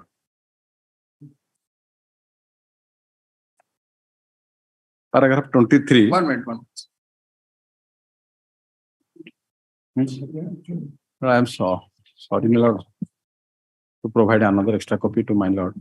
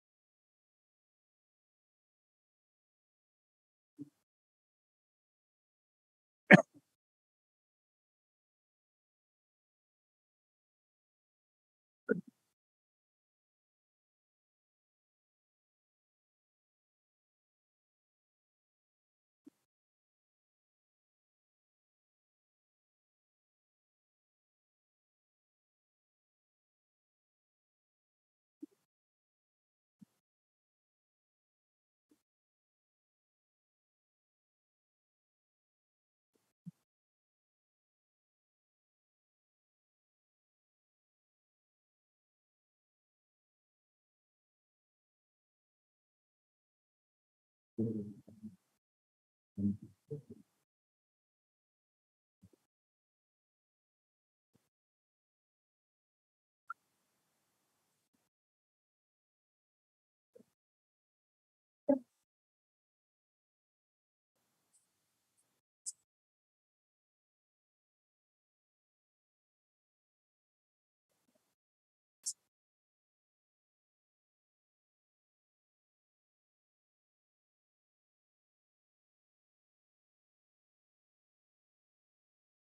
this transformer loss you are seeking to add for a period of 12 years. Millard, Just come to page 35. Millard, 15 years. When the whole gamut of operation is viewed, read that paragraph. Page 35. That when the whole gamut of operation is viewed, that is installation of HT metering unit for initial period power supply, failure of HT metering unit and its non-replacement, and then installation of HT metering unit with reduction of load from 69 kVA to 42 kVA, provision of a power supply to another consumer for 36 kVA of load from the transformer owned not by licensee but by the first consumer. Consumer means that Harshavardhan Jena, the complainant, based on an affidavit, non-inclusion of transformer loss from February 2002 to January 14 in the bill of consumer. Then Millard 5, reflection of half of the transformer loss as arrear during the period from February 2002 to 1st January 2014 on the complainant. After 12 years, it seems the opposite party has not carried out the working upon the legal parameters when such business activity was being conducted. Thus, the wood has festered. On perusal of documents submitted by both the parties and after hearing both the sides, the learned members of GRF are of the opinion that the petition filed by the petitioner has a merit of 3 counts, that para 1, 2 and para 3 under observation head, that is refund of excess amount collected towards meter rent, refund of excess amount collected towards overall penalty, charging of a transformer loss. Hence, opposite party is directed to refund the excess amount collected towards meter rent over the above landed cost of the meter, and the overall penalty will be kept as it is and treated as per decision of the Honorable High Court of Orissa. As far as the transformer loss is concerned, the same should not be demanded by NESCO for reasons recorded in observation. However, to accommodate the loss that has occurred, the learned members suggest that the NESCO should prepare the bill of the consumer for the period the transformer loss is claimed by NESCO in LT tariff, which will automatically take care of the transformer loss. Then even though the agreement is made on ST because the opposite party has allowed the metering to be done LT up to the present scenario where there are 2 consumers availing power supply from 100 kVA distribution transformer. Therefore, where there cannot be installed ST metering unit for this complainant only until bifurcation of load of the other consumer from some other sources. Further, the opposite party is directed to install ST metering unit for this consumer after separating the consumer's power supply from this transformer. Allow both the industries to run with LT metering arrangement with billing in LT tariff as applicable to industries of this kind. Then further from time being, consumer may be allowed. Transformer loss, trying to recover it for a period of 12 years. How can it be justified? That is not barred by time. Why not? Consumer has consumed power. He is liable to pay. When bill is served, on this line, Supreme Court decisions, many Supreme Court decisions are there. We have cited those decisions. The GRF has noted those decisions. Your Lordships have a glance to page, in the order. At page, so many Supreme Court decisions are there, at page 24, this GRF order, my lord, when the bill is no doubt, there is some due, my lord. When the transfer loss is payable as per regulation, even if the bill is not claimed, even if the bill is not claimed, my lord, and they have also undertaken to pay as per law, my lord, that is recoverable, or that is when the bill is... One minute, let's... Which Supreme Court judgment says this? My lord, this judgment, my lord, we have I have not readily available with me, but we have taken, the chair had taken note of this judgment, So you said Supreme Court judgment. Which Supreme Court judgment? My lord. My lord, may call it tomorrow, my lord. I will none of these decisions are Supreme Court decisions. Prem Kotek's case, my lord, recently, my lord, it has taken care, my lord, that 56(2). My lord, under section 56(2), my lord, there is a bar. No sum due after expiry for 2 years when such sum became fast due. So far in this case is concerned, my lord, that when transfer of loss was claimed after furnishing undertaking by the consumers, though it was not claimed, my lord, it was claimed, my lord, in 2014, my lord, and it is payable, my lord. How is it payable? You're not, simply because you say it's payable does not become payable. Satisfy us how after 12 years you can recover. My lord, it is not barred by time from that. How do you say that, sir? I will cite tomorrow, my lord. Lord, allow me till tomorrow, my lord. I will satisfy my lord by citing Supreme Court distance, my lord. All right. Follow the next one. Item 85. 85, my lord, pass over, my lord. Item 86.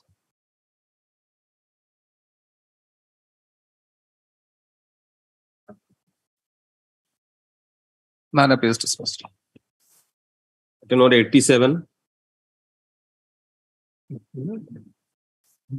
None appears dismissed. Item number 88. Same order. Item number 89. 89, your lordship permitted to withdraw with liberty to file. Dismisses withdraw. To move before the trap. To file an application before the Commissioner of Endowments, your lordship. Before where? Commissioner of Endowments, your lordship. Counsel for the petition seek leave to withdraw the present petition with liberty to approach the Commissioner of Endowments. Yes, sir. With an appropriate application. Disposed of is withdrawn with liberty is paid for. All right. Obliged, lordship. Item number 90. Pardon, item 86 infractions become infractions. 86 dismisses infractions. Obliged. Pardon, my lord. My matter maybe next week, my lord. Which one? That item 84. No, it will be anyway be called only next. Yes. Item 90. May I please, your lordship? Lord, this matter relates to OGLS. In 1976, in WLL case number 1068, 1 acre of land was settled in favor of the peasant petitioner, my lord. Accordingly, in 1979, ROR was published in his name. That is Annexure 1. I have appended with my recap petition, my lord. Subsequently, after 10 years, the matter was reviewed by the ADM and it is restored back to the government holding. And it is fully covered by a lordship's recent judgment, Narottama Ratha. No. Huh? That is different. That is under the Survey Settlement Act, ASO. That is different. My lord, also what I find lordship has 7A3. Yes, 7A3, the proceeding has been done by the ADMA. No. Bhubaneswar. No, that's not. That's not a different thing. That's not Narottama Ratha. In this case, the lordship petitioner is not a purchaser, I think. He's not a purchaser. He has directly suffered the order of the ADM and challenged it. And there is no case of 14 years. Was there notice to him is the only question. Yes. That only question. Were you noticed? Yes, my lord. I was noticed. Then what remains then? I produced the WL cases record. Everything was produced. The lordship may lord find the page 12 of the impugned order, page 12, annexure 2. Last paragraph. May I read, my lord? In view of the fact mentioned above, I come to the conclusion that the settlement of government land in favor of the OP suffers from material irregularities in the procedure as well as the legal infirmities. But why did you wait till 2015 to challenge this? Because, my lord, lordship may see, 2011, I applied for the certified copy of the land No, no. It was given This still order in was my name. Sir, this order was passed after notice to you. This order was never communicated, my lord. No, he appeared He and appeared supposed to have not communicated. And The matter is posted for verification of WLN record. Therefore, nothing was. must have been corrected since You can't wait till 1987. 2015, sir. It's all unreasonable. Lordship may see the annexure 1. The certified copy I have obtained from the concerned office in the 2011, still in the name of the petitioner. No, no. The challenge with the writ petition filed on 3rd March. 2nd February 2nd 2015. I February filed. 2015 is to an order dated 27th August 1987, passed by the Additional District Magistrate Bhubaneswar in lease revision case number 365/1987, whereby an order dated 31st December 1977 of the Tahsildar Bhubaneswar settling an area of AC 1.000 in plot 461 under Khata 320 in Moza, Jagasara was set aside. Paragraph. It appears that the impugned order was passed after due notice to the petitioner and he also participated in the proceedings. Full stop. The plea now that the petitioner was not aware of the impugned order is impossible to believe, particularly since he in fact participated in the proceedings. Full stop. There is no other explanation offered for the petitioner having waited for 28 years to challenge the impugned order. Full stop. The delay is extraordinary and not satisfactorily explained. According, the writ petition is dismissed on the ground of laches. My lord, may I submit one thing? Lordship, let it be on board. Tomorrow I'll produce one judgment where more than 30 years of delay in condoning file writ application has been condoned by the Honorable Apex Court. That's Tokaram Kanaram Joshi's. No, no, no. If somebody's right to property is involved, no. See, normally in a writ court. You participate in the proceedings, sir. Yeah, I participated, my lord. Subsequently, I was not aware of this impugned order. That's not believable. Lordship, just tomorrow I'll place this the judgment. Orders pass, please. Sorry. Item 91. Yes. Weekly list 91. None appears dismissed. Item 92. None appears dismissed. Item number 93. Same order. Item number 94. 94. May I please, Lordship? The petitioner challenged the award, impugned order at Annexure 1, page 7. That award is arranged out of an order of ID case 14/14 that I have filed to petition before the learned tribunal. That I had challenged the locus standi with the representative of employee who has been refused employment. But these employees never been the member of the said so-called union. But the Lordship, kindly glance to Annexure 2. There is no signatory of any employee of that application which has been complaint application filed before the learned labor office. And subsequently, the Annexure 3, kindly have glanced to the reference which are made. There is no name which is involved of union. That is directly they have referred to the employee which has been refused employment. Their name is referred. For which we have filed an application by Annexure 6. That is application which was rejected. We are asked to file some of the documents regarding the employee, the union, which has any authorization of this employee to produce before the learned tribunal. Learned tribunal has rejected my application on order dated 21st, 2015. For that reason, I place before you. Let's read the impugned order. Impugned order is that so far as the other petition of the first party management is concerned, the representative of the second party workman has not raised any objection or to the effect of the management that can produce the volumes. That is first petition. That has been allowed. They didn't raise any objection to that. The last one here. On the consent of the parties, the case are adjourned to reading. The second party workman is directed to adduce. No, I think the order starts at page 7 bottom. My lord. Pardon, my lord? What is relevant for your prayer is in the earlier page, page 7. Page 7. That is the Lordship, I'm tracing from the first one. The representative of the second party workman is present, so also the authorized representative of the first party management.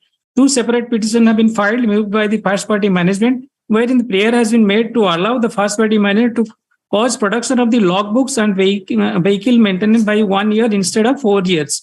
Can contention that such logbooks of the 4 years are voluminous in nature, it would be difficult to furnish Xerox copy of the such books. To the other side, in other petition, objection has been raised to the representation of the second party workman challenging the locus standi of the authorized representative of the Sri Satyananda Behera Hard.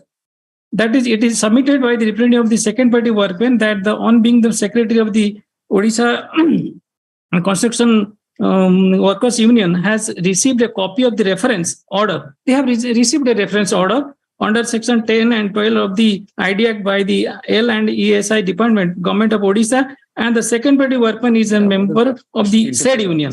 As such, there is no bar for him to under the provision of the section 36 of the ID Act. There is What no is bar. wrong with this order? Why should we interfere with all this? We just asked for any document they do Not have. necessary. Not necessary. My lord. You see, the challenge in the present petition is to an order dated 21st January 2015 of the District Tribunal, Bhubaneswar, rejecting an application filed by the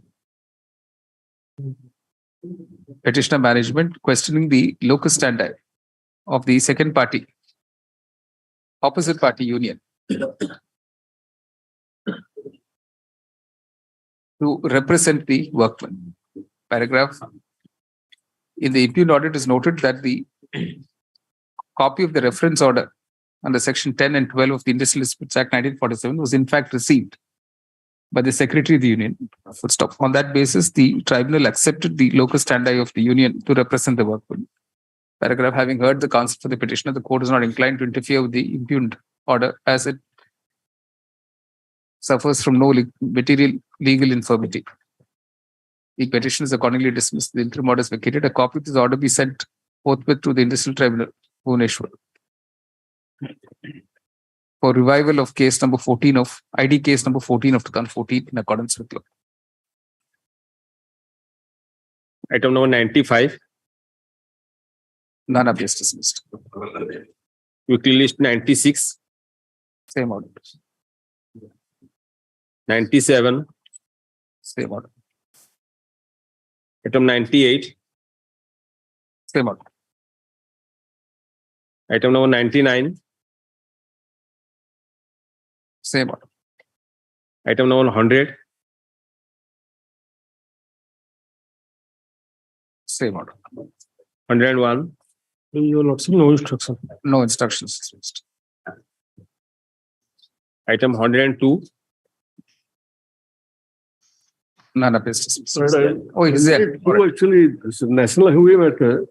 I think it has been infructuous most probably. All right. Counsel for the petitioner, Learned Senior Counsel for the petitioner states the matter has become infructuous. Dismissed as such. I'm appearing for the opposite party. 102, no, 101, sir, it has become infructuous. No, no, 102. The council was there, in fact.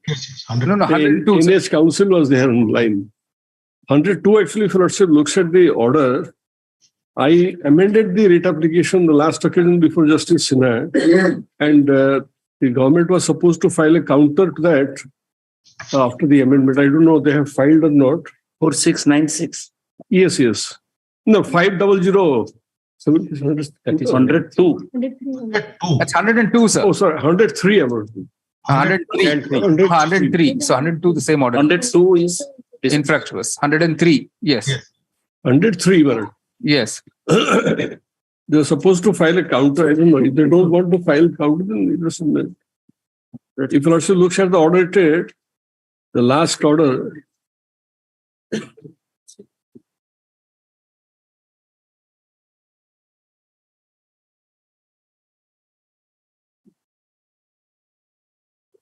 liberty was granted. The state may file additional affidavit dealing with amended rate. All right. I think you have to file time for the state to file a reply to the amended writ petition is extended by 8 weeks from today. Rejoined up for the next date. Last occasion, the time was granted short time. Let's say short time. All right. Interim order to continue. Less than the supplementary regular matters on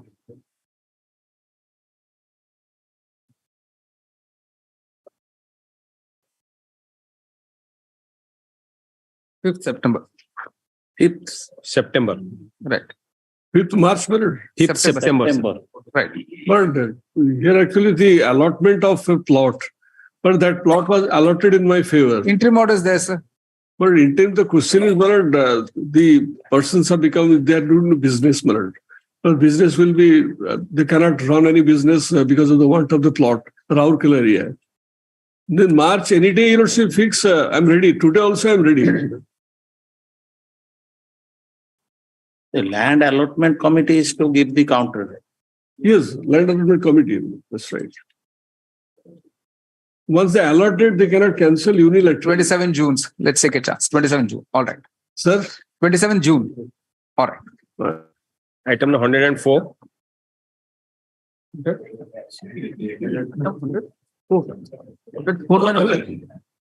It become infructuous. All right. Dismiss this infractions. All right. 105. 105 is his matter, actually. All right. 105 is infructuous. 104 none appears. All right. 106. May I please, your lordship? My lord, petitioners' land and houses, house structures have been acquired by the opposite parties for the purpose of Rengali irrigation project. Accordingly, compensation was paid, but till date, they have not provided any rehabilitation and resettlement benefits to the petitioners. The petitioners represented the opposite party number 2 under Annexure 4 at page 65. That is also pending before you. We had to file a counter. Unfortunately, that has not been filed. My lord, gives me a week's time. I'll file a counter. Or file within 8 weeks to join the next date. List in the regular supplementary matters. On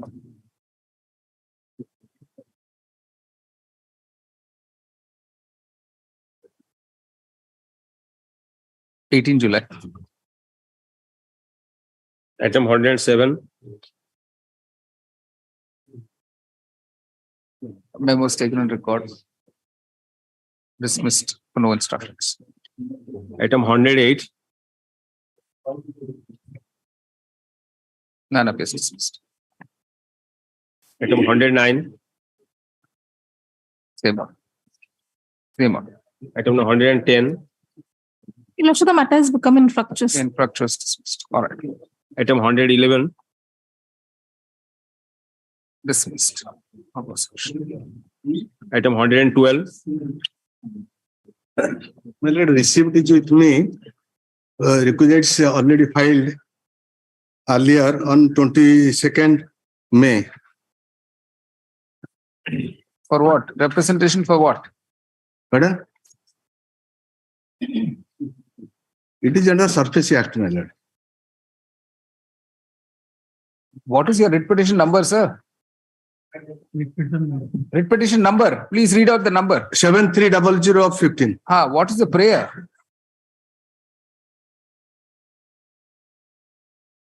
You notice annexure 9. 9 is something else. Medicine store. It was an order. So this is DRT matter. Pardon? Surfacey matter. He is also placing that. DRT matter. Oh, no, the DRT matter. Surface matter. So you seek other appropriate remedies. Permitting the petitioner to avail other appropriate remedies as may be available to the petition in accordance with law. The petition is dismissed. All right. Interim order is vacated.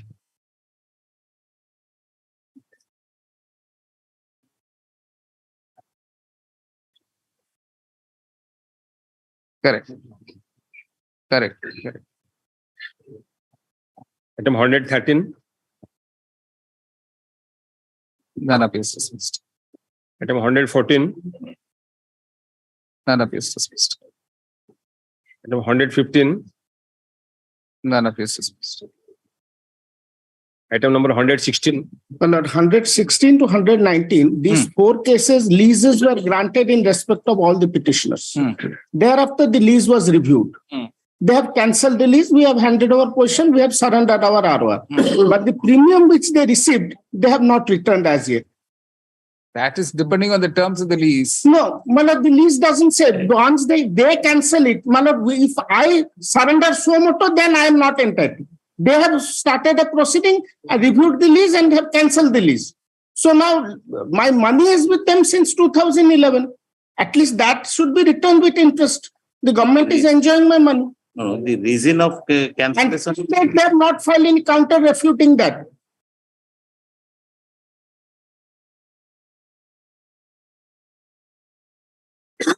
Malad, I am not questioning the cancellation. They said that it is a misrepresentation. The Tahsildar has granted lease, so we will cancel it. Malad, we agree. We have surrendered it. We have given possession, surrendered the record of rights. How long did you enjoy the lease? Malad? How long did you enjoy? No, the lease was given. The very next year it was cancelled. Before I could do anything, they have cancelled the lease. Malad, I am not questioning that cancellation order. I am just now entitled to get back my money. I have not enjoyed the property. My lord, Lordship may see page 30. Let him make a representation, you consider. Yes. Well, that was also my grievance while making. Learned counsel, the petitioner states that at this stage, none of the petitioners who have, upon cancellation of the leases, surrendered possession thereof, is interested in questioning the cancellation of the lease. But they would maintain the second prayer in the petitions, namely refund of the lease premium paid by them to the opposite parties, together with some reasonable interest. Paragraph. The court permits, in the first instance, the petitioners to make a representation to the state government. Well, a collector will. Return of the collector. Collector has cancelled the lease. Through the collector. Sambalpur. Yes, ma'am. For return of the lease amount. Lease premium along with interest. If such representation is made not later than 3rd April 2023, it will be considered on its merits and a reasoned order passed in respect of each of the petitioners within a period of 4 months thereafter. It is made clear that the claim will not be rejected on the ground of limitation, since the present petitions have been pending since 2015. Full stop. If agreed by such orders, it will be open to the petitioners to seek appropriate remedies in accordance with law. Well, one further prayer. The court clarifies it has not expressed any view in the matter. They will give me an opportunity of hearing. What because opportunity they don't do. What they do, we file a they will consider whether you are entitled to or not. Order. Yes, but with hearing me. Why should they hear, sir? Lease amount, why should they give you a hearing? As this is not determining any rights. Yes, sir. Right. Or till up to 119, same money. All right, same order. Right. 120. None of this. 121. 121, no instruction. No instructions. It is infructuous, my lord. All right. I'm from the opposite party. All right. Item 122. My lord, it is a cover matter, my lord. OGLS cover matter. Judgment, Narottam judgment. Narottam Rata. All right, same order. My lord, let me check, my lord, because many people are trying to get Narottam Rata order. Yes, ma'am. Yes, correct. Correct. Yes, ma'am. Same. Item 123. Yes. Under this, the petitioner filed the application before the Honorable Court for seeking a direction to the opposite party for approval of the committee.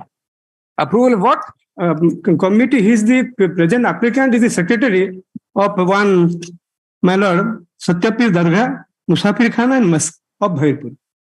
So, since long the committee which has been constituted before the village that has been put forth before the opposite party, and opposite party has not taken any decision to that. Who's that Waqf board?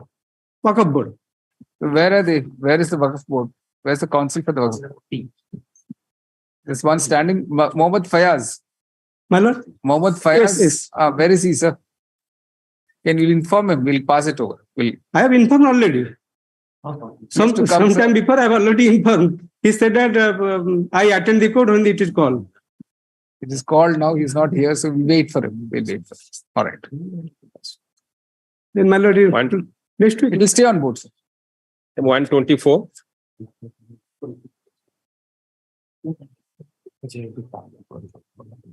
I'm for the OP. One appeals to the petition. Dismissed. All right. 125. None appeals. Dismissed. 126. 26, my lord. I have no one is appeared on behalf of the opposite party, the bank, and also Paradip Port Trust. My lord, what happened? You appear for the opposite party? No, I am for the petition. I have taken loan, housing loan of rupees 3,30,000. Who is for the Paradip Port Trust? Myself, my lord. My lord, they are deducting. My lord, here he has taken loan from Hudco. Oh, who's for Hudco now? Have you made them a party, sir? My lord, yes, they have already entered appearance. Who's appearing for them? So far, the Maybe your lordship, maybe Tukuna Sau is appearing for Hudco. Mr. Tuna Sau maybe is appearing for Tukuna. Mr. Tukuna Sau. So we'll wait for him, sir. My lord, one request, my lord. My lord, what happened? I have taken loan 3,30,000. I have already deposited. They have deducted some amount for about 5 lakhs from my pensionary accounts. And I have deposited 3,90,000. So it is 3 times I have already deposited. Somebody has to come from the other side, sir. My lord, my request is matter be placed before the mediation center. So it will be. The other side has to be there. No, otherwise in the mediation center, only you and the mediator will be there. Nobody else will be there. Mr. Jali, you can just let him know. Let the Hudco council know. Ask him to come. Item 127. I'm for the intervener, your lordship. All right. 27 minutes. I am for the Bhubaneswar Development Authority. All right. None appeals to the petitioner. Item 128. Item 128, may I please, madam? My lord, the petitioner has filed this petition challenging the land acquisition proceeding and award for contravention of section 11A of the Land Acquisition Act. My lord, in the meanwhile, the petitioner has passed away and we have filed an IA for substitution, my lord, quite IA number 14642 of 2019. Same has come up for consideration today, my lord. All right, that application is allowed. The legal as a brought in record. Now come to the merits. My lord. My lord, in this case, my lord, the notification was published. The notice under section 4 of the Land Acquisition Act was published on 2007. Thereafter, declaration under 6 clause 1 of Land Acquisition Act was published on 2008. My lord, thereafter, the award under section 11 was passed in 2015. That is more than 6 years. My lord, section 11 of the Land Acquisition Act, section 11A of the Land Acquisition Act. That's will pass within 2 years. Yes, my lord. It's more than 2 years, my lord. So, my lord, right now the acquisition proceeding should be taken up according to the new act, my lord. Under the new act, section 22A of the new act, my lord. My lord, in this aspect, I also want to cite a judgment, my lord. It was passed by the Supreme Court in 2016, volume 2 OLR SC, page 301. Where is that affidavit? It says counter affidavit has already been filed by opposite parties 3 and 4. Because we have filed the counter affidavit. Where is that? What do they say in their counter? But in the counter affidavit, they've accepted it that they have. The award has been passed in 2015. 2015, my lord. Then para 9, my lords. How do you explain the delay? The delay has not been explained. They have nowhere explained the delay. That's the main point, sir. Yes, sir. The main point is that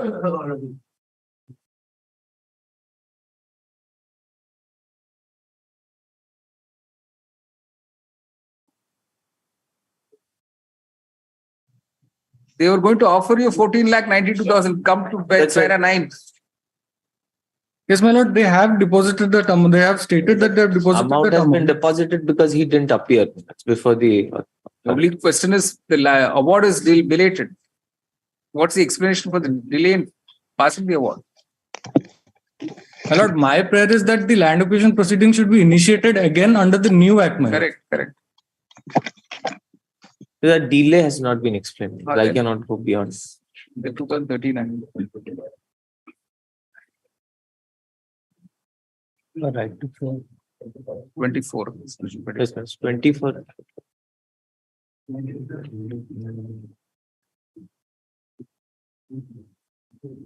Just see 24(1)(a). Yes, please.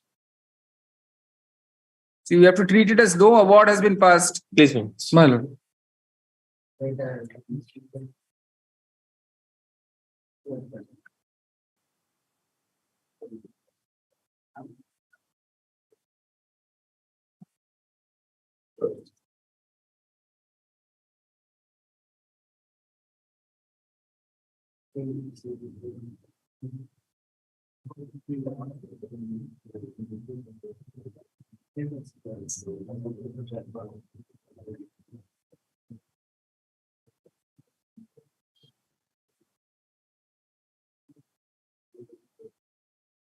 You come across any judgment on this? Yes, my lord, I have got a judgment.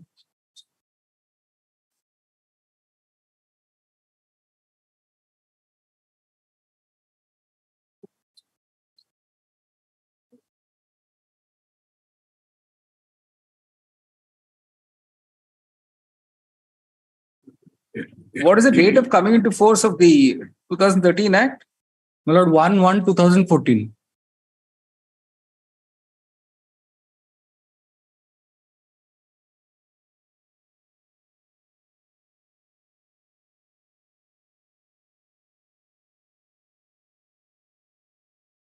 Now to come to the operating portion, that is from para 7, my lord. Can we place, my lord? Yes.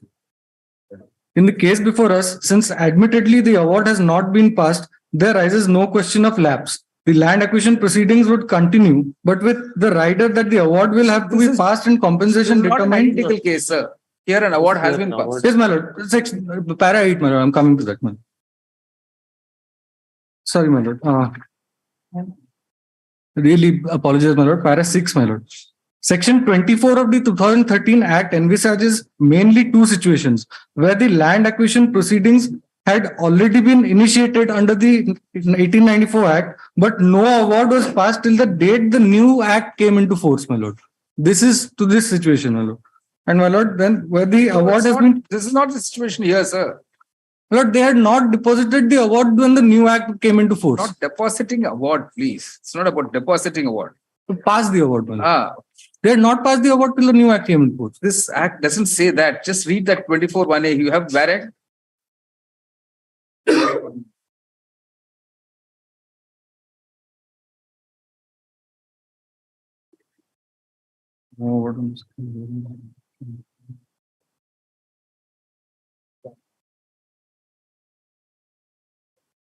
Yes, my lord.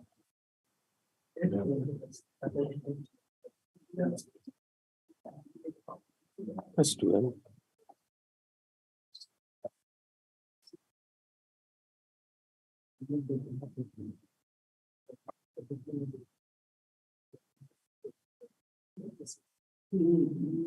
No, all that won't apply here. Your possession is taken. Your possession has been taken or not? Yes, my lord. The construction has also been completed. The construction is applied.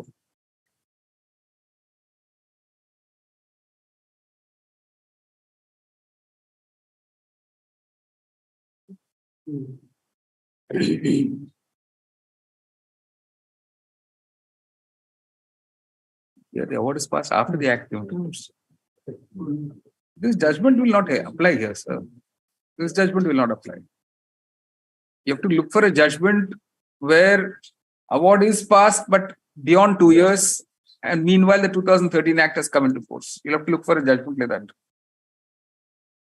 My lord, may take it up some other day. I'll provide some judgment. Just examine this. I'm sure it has come up some either High Court, if not the Supreme Court. See on board. All right.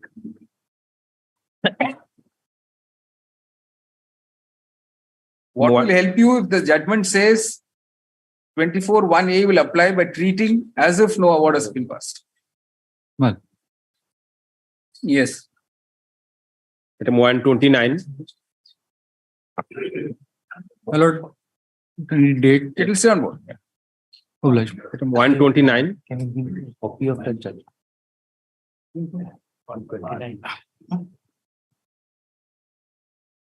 No, 124, my lord, sir. 124. What is it? No, 124, my lord. Sir, Tell us. my lord, that is RR. There is a land acquired by the opposite party, my lord, that I have represented in Annexure 7. My grievance for be considered of. That other counsel was here, sir. Now he's not there. MCL. MCL, my lord. Mr. A.K. Mishra was here. Anindya Mishra. Mr. Anindya Mishra. Anindya Mishra. If you find him today, you'll be lucky. If not, you file an application for restoration. All right. Yes. Item 129. None appears dismissed. Item 130. May please receive 130, my lord. This matter is similar to the order passed in WPC number 18766 of 2015, disposed of on 31/2023. I have supplied the copy of the order, my lord. All right. It's the 1st March, you make it 3rd April.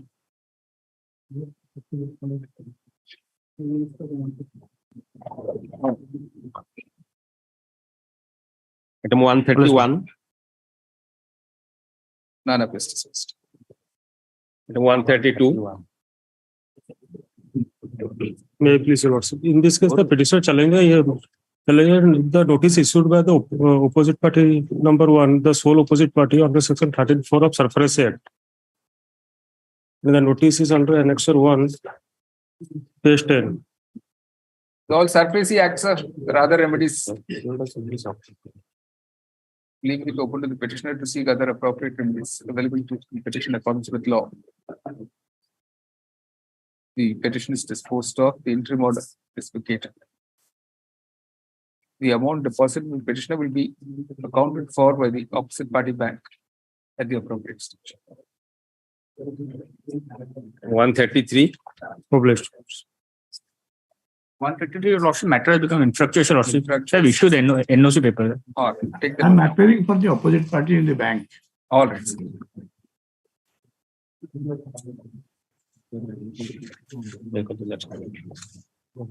134. None of this. 134, I am appearing for work board. My name. All right. Item 135. None of this dismissed. Item 136. Same order. Item 137. 138. Your Lordships, for 138, liberty may be given to withdraw the application. All right, dismissed as withdrawn. I appear for opposite but not 3 bank. All right. Item 139. I appear for opposite party bank, my lord. This is a securitization matter. Account has already been closed. My lord, 139 has become infructuous, my lord. 139. Yes, my lord. All right. My presence be noted, my lord. Yes, sir. Yes. Counsel petitioner states the petition is rendered infructuous. All right. Item 140. I am praying for a Passover. All right. Done. Sure. My lord, 126.